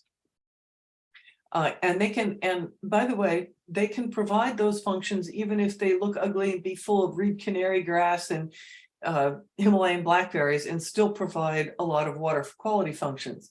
It's better in terms of habitat integrity if they're not full of reed canary grass and Himalayan blackberry, but or other invasives, but the water quality functions still exist even if native vegetation has been to some degree pushed out.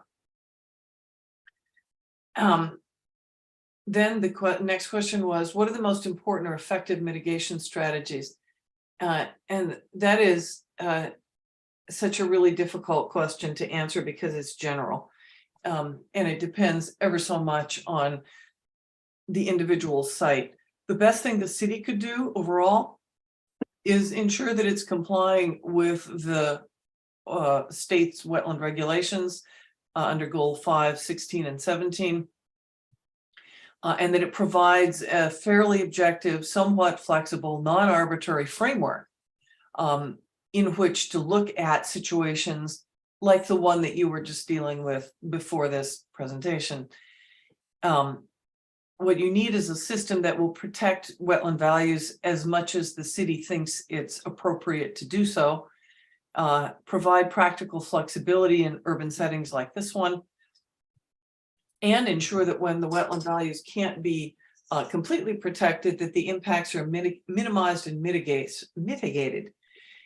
So there's a few things that would really be important in setting up such a framework. One, a local wetland inventory. Great, Cannon Beach already has that. You don't have to worry about that. Two, basic protections for significant wetlands and wetland buffers with default sizes based on wetland type and context, with specifications on what's prohibited within the wetland and the buffer, and how homeowners or developers will be notified of their existence, of the existence of a wetland. It could be notice, could be signage, could be deed recordation, it could be a notice that goes out to a particular homeowner or developer of a particular parcel if it happens to have a wetland on it. And then third, a mitigation sequence process that can be used in each development situation where flexibility is desired. And it needs to provide a process for compensating for impacts by using offsite mitigation or fees in lieu. And I realize that the city is right now embroiled in updating or amending its wetland ordinance and hoping to add more material to it. And I think that some of the materials you could find at the Washington Department of Ecology or the article about urban wetland buffers that I'd like to send you, I think can help you somewhat. I do, well, I'll get to that in a minute. It's also, generally speaking, mitigation is probably, mitigation banking is preferred to single purpose mitigation sites, especially for small urban situations like this one. Sites have to go through a stringent process of approval by monitoring by the Department of State Lands and the Corps, as well as other resource agencies. They serve a specific geographic area or watershed. There's an economy of scale related to single purpose mitigation sites. And when you've got a project that's going to affect 0.1% or 0.2% or 0.5% of an acre of wetlands, an actual mitigation site may not be the best option. A good starting point for dealing with putting together the framework that you want to have in place for mitigation of wetlands is how best to increase stormwater treatment and storage at multiple sites and develop a plan to increase wetland functions in that area. And there's other possible flexible ways to do this, but I think the city needs to do some more research about what mitigation options would work best given the number of wetlands in the city and the average sizes of how much a development affects wetlands. And the best place to start is to do some research and talk to the wetlands coordinator at the Department of State Lands and the Corps. So I'll leave it there, and then if there's questions or discussion, I'm happy to participate. Thank you so much, Cameron. Really appreciate that. And I know I, for one, would really like to see the article you mentioned on wetland buffers in urban areas. Okay. So if you could share that. And with the council. Yes. Yeah, if we could share that with the council as well, that would be excellent. That's fine. Could somebody tell me who I should send it to? The email it's just- address? Yeah, you can send it to planning@ci.cannon-beach.or.us. Planning at ci.-. Yeah, cannon-beach.or.us. Yeah. Okay. I recognize that email address from other events. And that article, by the way, is kind of a basic, it's just a basic overview, but it makes the important point that I think we all lose track of when we're trying to protect wetlands, which is that best available science can't be a perfect answer for urban areas because most of the studies have been done on rural wetlands. And that doesn't mean it's irrelevant. It means that the best available science and urban needs are kind of an overlapping circle, and but they're not a perfect match in many cases. Does anyone have questions for Cameron? This is Les Sinclair. I've seen several things, and I think even the study that you talked about from the Department of Washington State study, I did actually come across that when I was doing some research, are able to make a difference between relative significance or relative values of different wetland systems. But it's not real obvious to me how you do that, or if it's more important just to protect every wetland you can find. The city's local wetland inventory should help with that to some extent. I haven't looked at it in detail, so I don't know whether the city grades wetlands by their importance and what criteria are used for that. The usual criteria for protecting urban wetlands include size, hydrological connectivity with other water sources, whether it's a stormwater system or a stream or its own groundwater,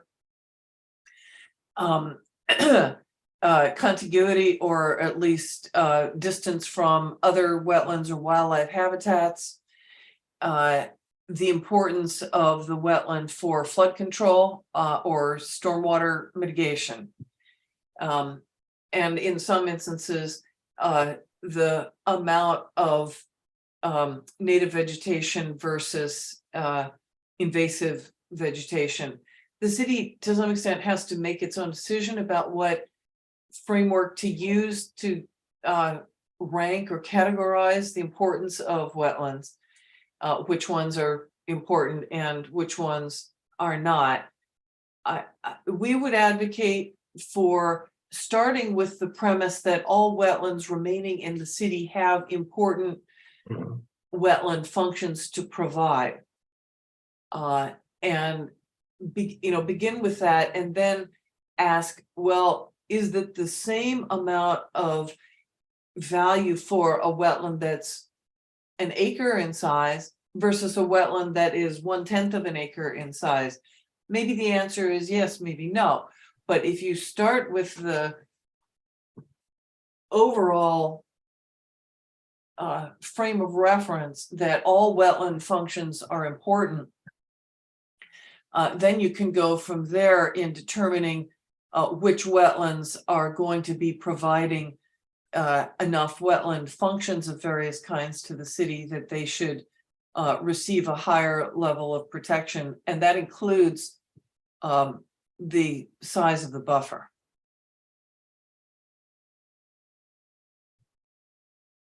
Thank you. Anyone else? Can that be, you say significance can be based upon other values beyond scientific, right? The social and Mental health. yeah, mental Yeah, health. there's- Is that true? There's green space values that come into play with wetlands. There's wildlife habitat. There's flood control, which is not scientific exactly, but it's certainly important in urban areas to be respectful of and take account of the abilities of wetlands to absorb floodwater. If wetlands are basically, this is extremely inelegant and not scientific, but you can think of them at a simple level as sponges, right? It's soils and vegetation that will absorb water. Western Oregon and coastal Oregon especially has a lot of wetlands that are seasonal wetlands. I'm sure we've all taken walks in the coastal area around Cannon Beach and seen areas that in the middle of the summer are just as dry as any other place. And they don't look different except maybe slightly less grassy or a little flatter. And one would be hard pressed to stand in the middle of it in August and say that that was a wetland. But it is a wetland, and you will find out about that if you don't go try to stand in the same place in November after it started raining, and the wetland is, the sponge has started to absorb water and its wetlandish nature comes to pass. And so that's why I suggested that sometimes a wetland consultant can be helpful, because they can tell from the kinds of vegetation there whether it does actually provide wetland functions, even though it might not look like it in July or August. And what do I want to say, the value of wetlands in town as wildlife pockets and as places to sit and rest and as green space and as showing a respect for the natural world that the city is upheld by is also really important. Those are not insignificant values. It seems to me though, then if that's the case, the more scarce those wetlands become, the more important all of them are, right? So you In could almost general, claim- yes. And of course, the more wetlands that are protected in Cannon Beach, say, since that's what we're talking about, the more possibility there is that they will be hydrologically connected. Wetlands, since wetlands have more water than the rest of the landscape, that's by definition, knowing where the water comes from that sustains a wetland is important. In an urban area, it might be a stormwater pipe. It might be a spring. It might be that's bubbled up in the wetland, but used to be part of a stream that's now been diverted. The water supply for a wetland is somewhat more complicated in urban areas because of how the local streams or springs or wetlands have been treated in the past. And the more isolated a wetland is, unless it has its very own spring or its very own groundwater wetness, the more isolated a wetland is, probably the less healthy it is in terms of its hydrological profile. Right. So But the if more it's just- wetlands that can be protected, the more likelihood in general that hydrological connections will be maintained. This is an issue right now, for example, in Arch Cape, this exact thing. Because as the wetlands get chopped up for housing, they each become less connected to one another. And then the overall net of wetland protection becomes more and more frayed. Okay, thank you, Cameron. This has been really, really excellent. Does anyone have any last questions? I had a clarifying question. You were describing the grading of wetlands based on a number of different factors, vegetation, hydrologic connection, all that stuff. Were you saying that some jurisdictions draw up codes that change buffers and change permitted uses within those different ones based on that, based on the grade that the wetlands are given? Jurisdictions, some jurisdictions do essentially a version of this, what Oregon land use laws provide, that's called safe harbor, which is just a straight up basic numerical, wetland buffer is 50 feet and that's it. That one size fits all can be really frustrating, especially in communities that are built on hills or down in swales where things are different. If a community like Cannon Beach decides not to go with safe harbor, but to have its own local wetland inventory and wetland maps, and has already done its ecological, environmental, social, economic analysis, which Cannon Beach has, and put it in its comprehensive plan, then the city has a lot more options about what to do. And yes, it can make a buffer that varies in size. And there's no rule that says that the buffer has to be, the same 5 feet down in the swale and up on the hill, or the same in a very landslide prone area and down on the flat where there's no landslides. You can tailor the buffers to fit the possible landscape situation more snugly if you want to. And since you have a local wetland inventory and know approximately where the wetlands are in the city, that should be fairly easy to do. Oh, thank you.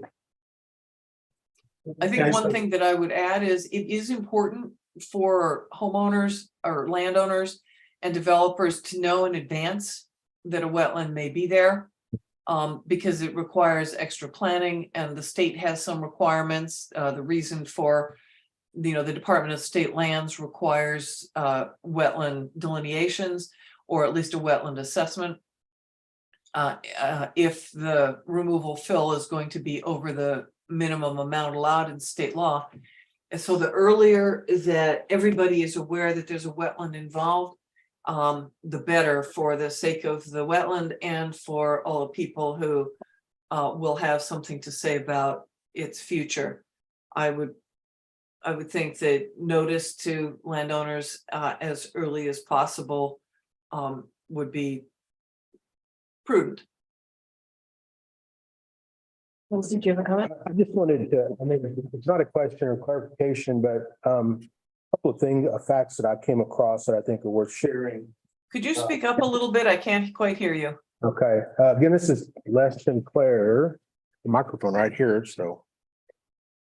So the original wetland study, the Cannon Beach, there was a draft published in August of 1993. Where they graded our wetlands as either high quality or low quality, and I don't know how they came up with that, and recommended buffers of 25 feet to the high quality and 15 feet for the low quality. That was back in 93. Then in July of 03, the City of Cannon Beach published the Endangered Species Act Action Plan that actually established the wetland overlay zone. And although it doesn't mention specific buffer widths, but it did set a goal of establishing wider buffer areas adjacent to selected wetlands. Okay, so that's all in the past. How we got to our current 5 foot fits everything, I don't know, but that wasn't what the intent was 30 years ago. I just thought that was worth sharing. That's very interesting. Thanks. Yeah, and of course, the city can change that at any time. You could decide that you wanted to go back to the 1993 original studies, update them with current best available science, because there is a lot more sophisticated science about wetland nature and function that has been worked out in detail in the last 30 years. We know much more than we did in 1993, even for urban wetlands. So whatever decisions you make about updating the code, I would suggest some research into the current horde of best available science now as a good starting point, and some conversations with the Corps and DSL about mitigation and potential buffers. You can also update the LWI maps. I haven't looked at them in detail, but if they don't, for example, show slope or erodibility or landslide potential, that might be a useful piece of information to add to the information about all the city's wetlands, because it might inform the extent of the buffer that you would want in any given situation. Thanks, Cameron. We don't have anything else. We can let you off the hook. Thanks for staying. Thank you. Okay. Thank you. Thank you very much. Have a nice evening. You too. Thanks again. And just a little bit about buffers. So Washington Ecology's update on wetland buffers, state of the science, their suggestion is 25 to 75 feet for wetlands with minimal habitat functions and low intensity land uses adjacent. 75 to 100 feet for wetlands with moderate habitat functions, moderate land uses, 150 to over 300 feet for wetlands with high habitat functions, regardless of land uses adjacent. So this is the best available science, and this is not even super recent. This was 2013. Wow. Would you like to start off with any comments? So I should also give some credit here. No. Mike was a big Don't. part of actually crafting, and Lisa has been immensely helpful, not only in analyzing this, but also thinking about takings issues, et cetera, that might be associated with any change. Yeah, I'm happy. I'm still a little bit confused about what we wanted. I guess what we wanted to accomplish here is to introduce and get you guys thinking, right? What we tried to do, so start from the beginning. We were faced with three options. We figured we could put a Band-Aid on, maybe just deal with buffers. We thought perhaps we could rewrite the whole thing. That seemed a little bit odd, but we had a pretty good group of people who had sat through a bunch of Lisa and I and Mickey. We sat through a bunch of these hearings on wetlands, and we found that as we found another one tonight, our wetland overlay zone is deficient. I think buffers are part of it. I'm not sure with our inventory of wetlands left that we need to have the right subdivision or partition. The way we calculate lot coverage on wetlands includes the wetland itself. So, when we go back, some of these proposals, we might have a 1,000-foot buildable space on a 10,000 acre lot. And the 10,000 acre lot would allow a 5,000-foot house, so, it would be hard to get to with 1,000 feet. But again, it just seems to us that, maybe we want to rethink the way that's calculated to eliminate wetlands from not the buffer, but the wetland from the calculation lot coverage. We were dealing, with a legal environment that, includes the takings issue, the clear and objective standards issue.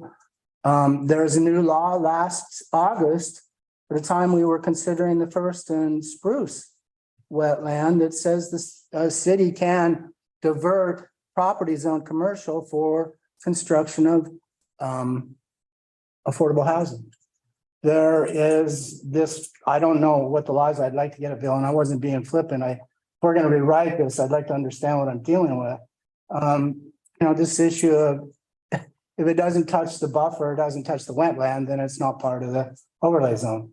It sounds like that's a drafting issue, but I don't know. And so I'd like to.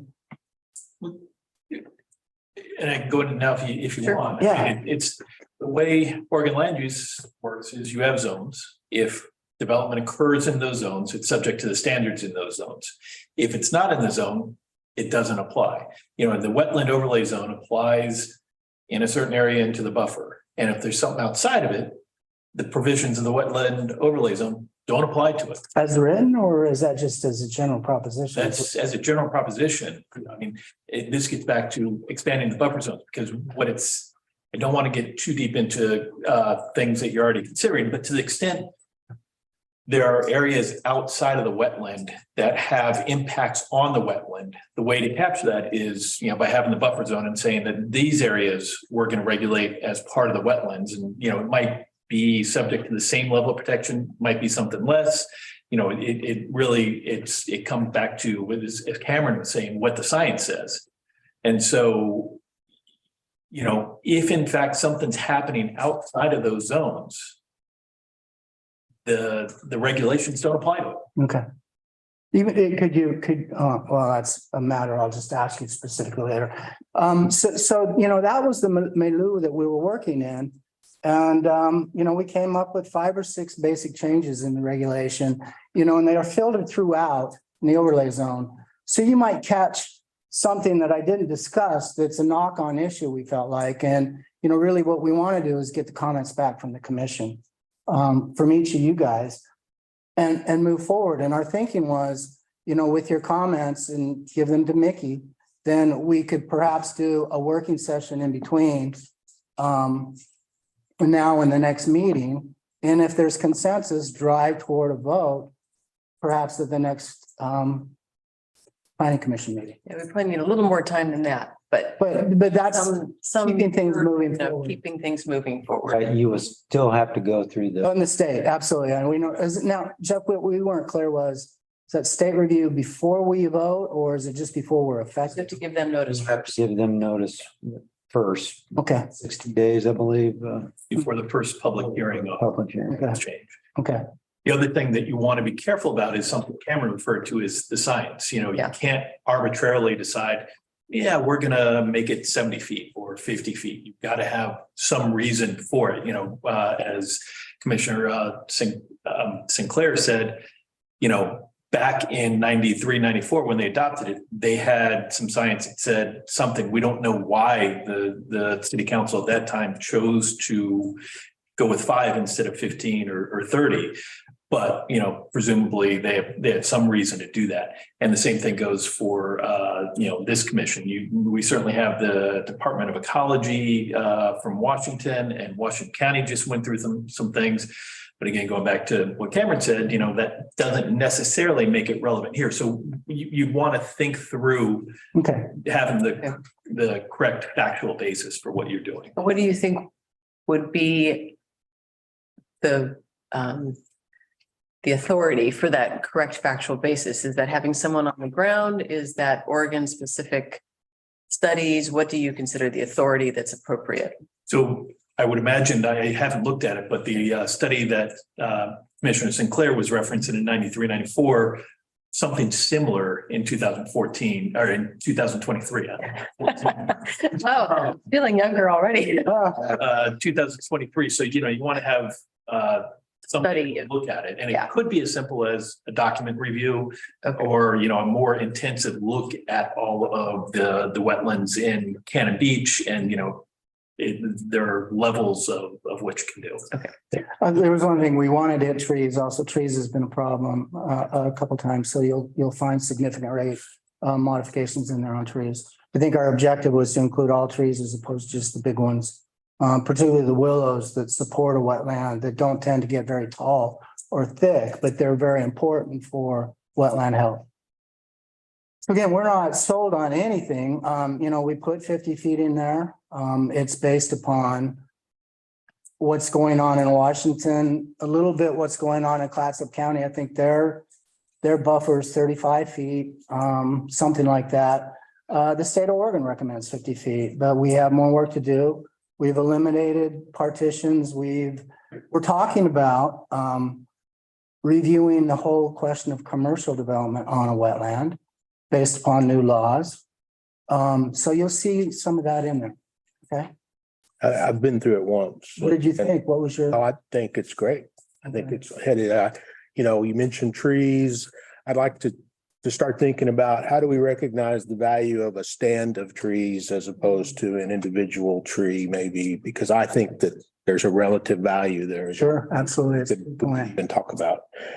Is 50 feet, Bill, 50 feet still the recommended safe harbor number? I think it is. I don't know that. It is for significant wetlands.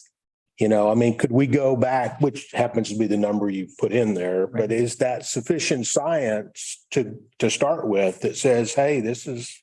I haven't looked at Okay. that question, again, going back to what Cameron said, she said something about the safe harbor rules, and I know that there are some out there and how that plays into this and, the 50 feet and whether we have made that determination of significance and non-significance and how that, what might have changed in years.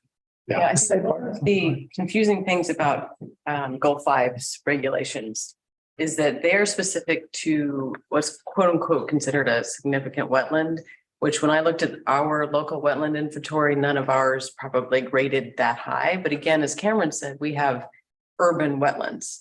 So their significance isn't going to rate the same way that Oregon State's rating system works. But if we were dealing with a significant wetland of the state, then the recommended buffer would be 50 feet. So that's why we felt we'd start there. Washington Department of Ecology basically recommends 50 as its minimum, and they have a 4-tiered category system. So you're category 1, 2, 3, or 4 wetland. And the better you are, obviously the bigger your buffer, and their buffers go up to 300 feet for a high quality wetland. 50 is they're lousy. And wouldn't that science alone justify us using 50 as our number if that's the number we chose? You read from you, Bill.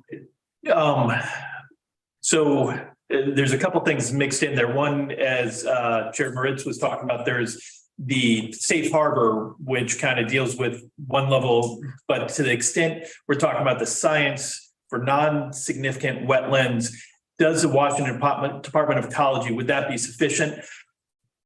I suspect that you would want something more locally relevant and looking at the city's wetlands, because Washington Department of Ecology, if I understood her right, and I haven't looked at it, really looks at, was a large part based on rural, was, somebody would have to say, yes, the things that they studied in Washington are the same. Certainly we expect that, it is very similar ecosystem, but I think you'd probably want at least some expert saying, yes, it is. Okay, right. So you could be even just an expert comment that this is applicable. Yeah. Now, this whole thing about clear and objective standards, we need to deal with that. But the way, we propose to deal with it is give an applicant the ability to build a house on a wetland, going through some objective standards to get them there. They feel objective. And after that, if somebody wants more, they go to a more subjective review. That's certainly one way that a number of cities have approached it, not so much in wetlands. We've seen other situations, sort of zoning. You have what's called the cookie cutter approach. If you want clear and objective, you knock them off 1, 2, 3. And if you want more flexibility, then there's more flexibility, but it's much more subjective, protection type consideration. How do we write that? Is it all right if we just say that? Here's our clear objective standard. If you want more flexibility, you jump down here. Yeah, I can think particularly of the city of Eugene has adopted housing standards, and they've got, here's a clear and objective path. Here's the non-clear and objective path.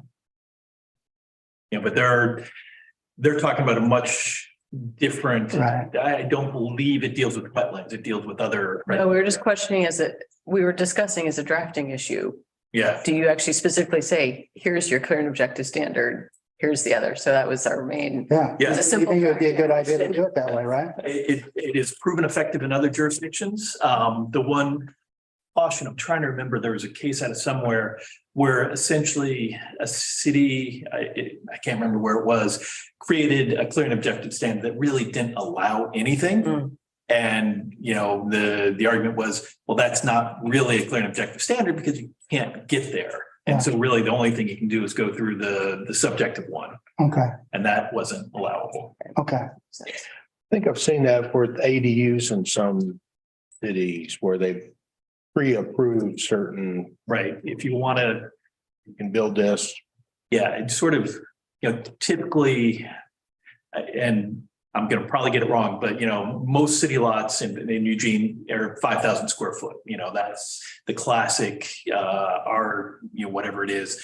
And so, you know, if you've got a rectangular 50 by 100, 5,000 square foot lot coverage, here's this back here, and it works for 80% of lots.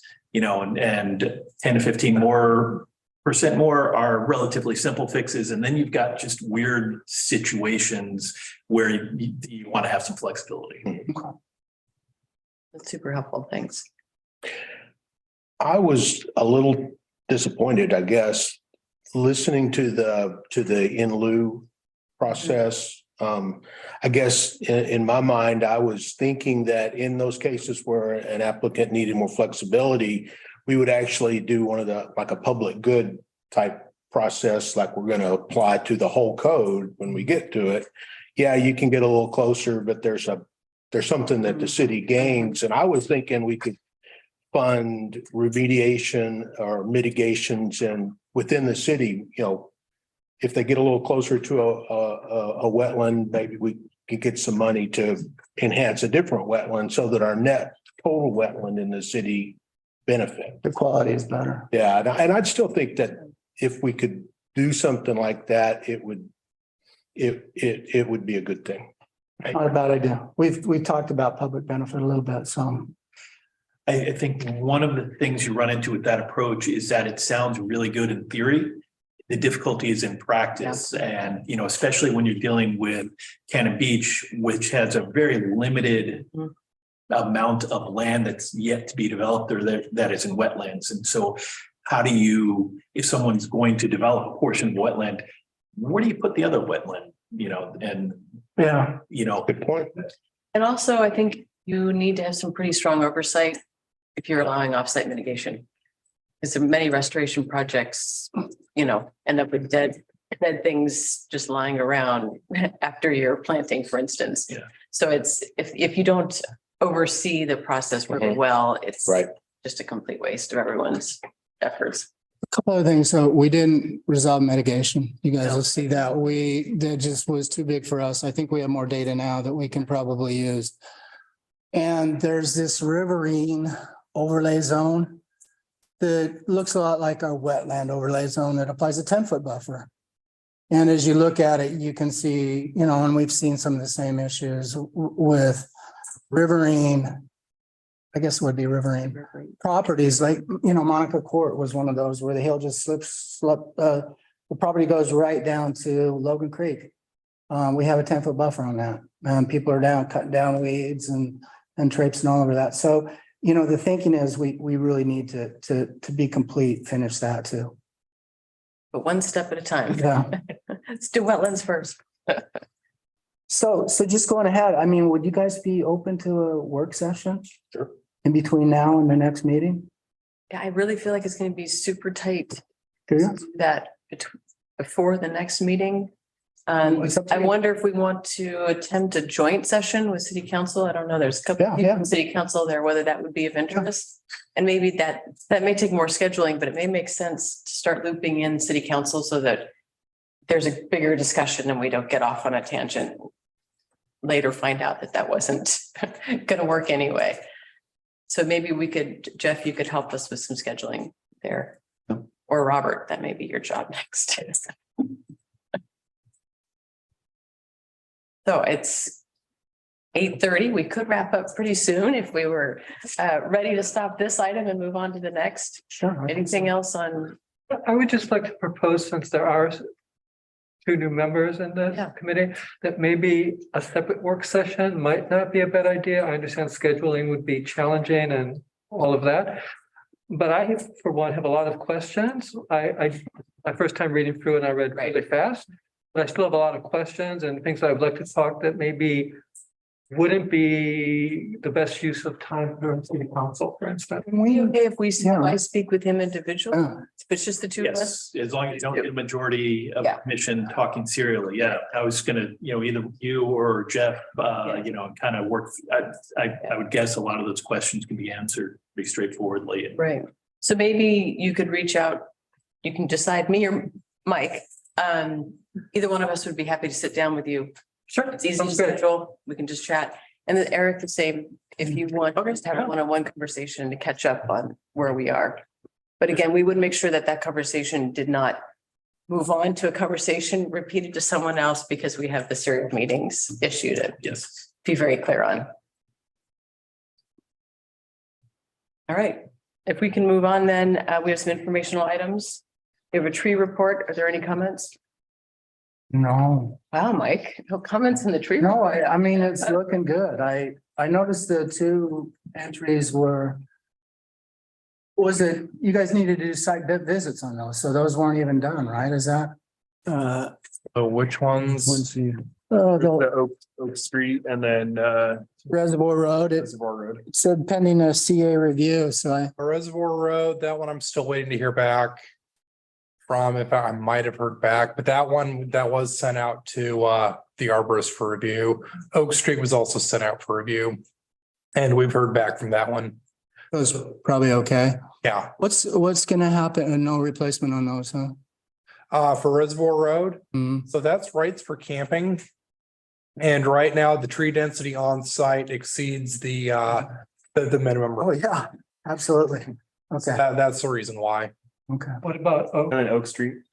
So Oak Street, I believe that was approved with the replacement required. replacement required? I believe that was approved that way.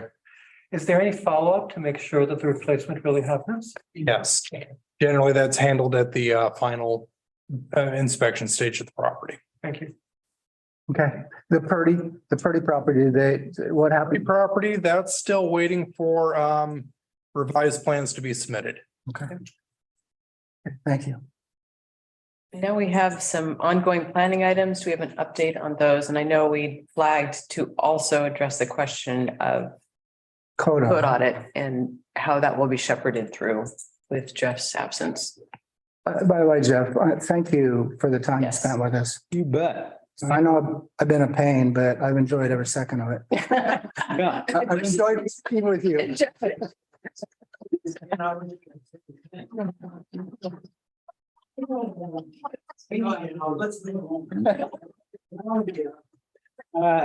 ESP, these are all things that are waiting, okay? And, I say I'm waiting for agenda time because, I just got to be frank. We were supposed to do track 2 changes for the code at a work session today, but we bumped that for the wetlands. And so that's waiting out there. So that really needs to get on your all's agenda. And I know that Robert's working on a shoreline protection, some changes to the shoreline protection ordinances. So that's also out there. As far as the code audit, we met with Marcy and the group today, talk about the future of the code audit. And, I expressed my belief that both planning commission, DRB and the city council are all, that's top priority to keep the code audit moving along. And so the thought is that we will see if we can get the code audit report presentation to the city council at their next available work session. And then a joint work session will be targeted for May for the first, for the first phase, which is really not a kind of controversial, it's just kind of restructure is what you'll see in the report is to restructure the document, not really dealing with any kind of policy. That would be in May to actually start going through the process with that. So that's kind of a time frame on the code audit. The TSP, like I said, we wanted to go to the priorities to the city council for that.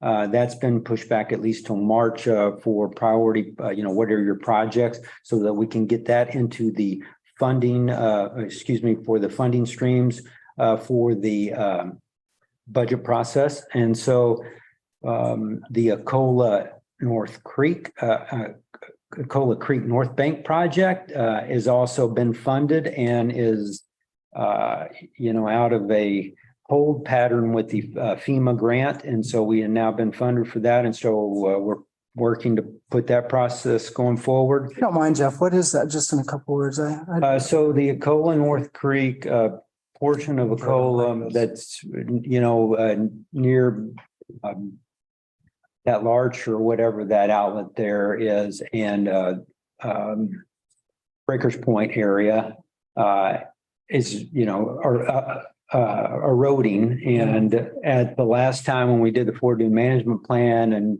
part of that process, they said the planning commission at that time said, we want to move forward if we can with an alternative method than to keep replenishing it with whatever we do, whether it's burritos or more sand or whatever. Are there other techniques? This is exploring that. Oh, cool. A FEMA grant and a partnership with all the parties involved. And then you've got the Cannon Beach Affordable Workforce Housing Program. That was also slated to go to the city council for discussion. That's waiting for agenda time as well. That also leads to the a regional Clatsop County regional housing work that we're doing.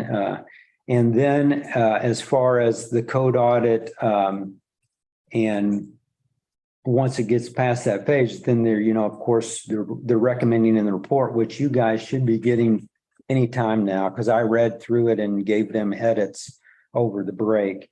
And so they'll come back with that. Like I said, then they'll present that next month, hopefully for the city council and talk about next steps. But, that track 2 changes that we've been kind of on the holding pattern, that's got 7 different sections as part of that. So when you guys are talking about this wetland changes and then possibly moving straight into what we would call stream corridor, but you guys are calling it riparian now. Well, if you do that, my recommendation would be is why don't you just do that with the track 2 changes and you combine that into one work session so that you can at least start getting some of these things that have been waiting out there for 2 years, through the process. So, I think that the track 2 changes talk about the workforce stuff in there. They talk about trees. They talk about the public benefits. So all of these things that you talked about tonight, those are all incorporated in that track 2 changes. And so those are just some of the projects that are out there. As far as who's going to do those, well, unfortunately, you've got Robert here, and I'm not going to dump all this on Robert. So we are looking into, the hiring process, and hopefully we can find someone who can step in and help with that. And we're also looking at, kind of interim or temporary provisions for that, but it's pretty fluid, and hopefully we'll have some answer by this time next month. You've continuously pushed us to get a little bit more involved and spend a little bit more time. Do you need help from the commission to help offload some of the work on the code audit? No, I don't think so. Yeah. Anything that you can think of? No, I think the code audit, at least the first phase, is going to be largely Herbsworks doing that restructuring project, and then that would come out, and then that would probably start a more interactive process. But that would be probably a handful of months down the road, and we'd ideally be in a bit different of a situation as far as staffing is concerned and having additional resources. So there's probably going to be a little bit of a rocky few weeks initially. As I'm going to be taking on some different workloads that are, generally have been outside of my scope of responsibilities. So we're going to be hammering out a lot of how things are going to be working. So we're going to try to minimize the turbulence as much as possible. We're patient. Like I said, if you need help, let us know. I'm happy to help. Definitely. But that there may be an unfortunate reduction in capacity to be expected in the near future until we have a new director selected on board and trained up in the position. Okay. And when we say track two, I had somebody ask me again about home sizes. That was track one and we just kind of passed over, right? That's in track two. Okay, thank you. Well, thank you both for the update. Should we move on to good of the order? Has anyone got items for good of the order? In this case, we will adjourn the meeting. Thank you. Thank you. Thank First you. meeting, wasn't it?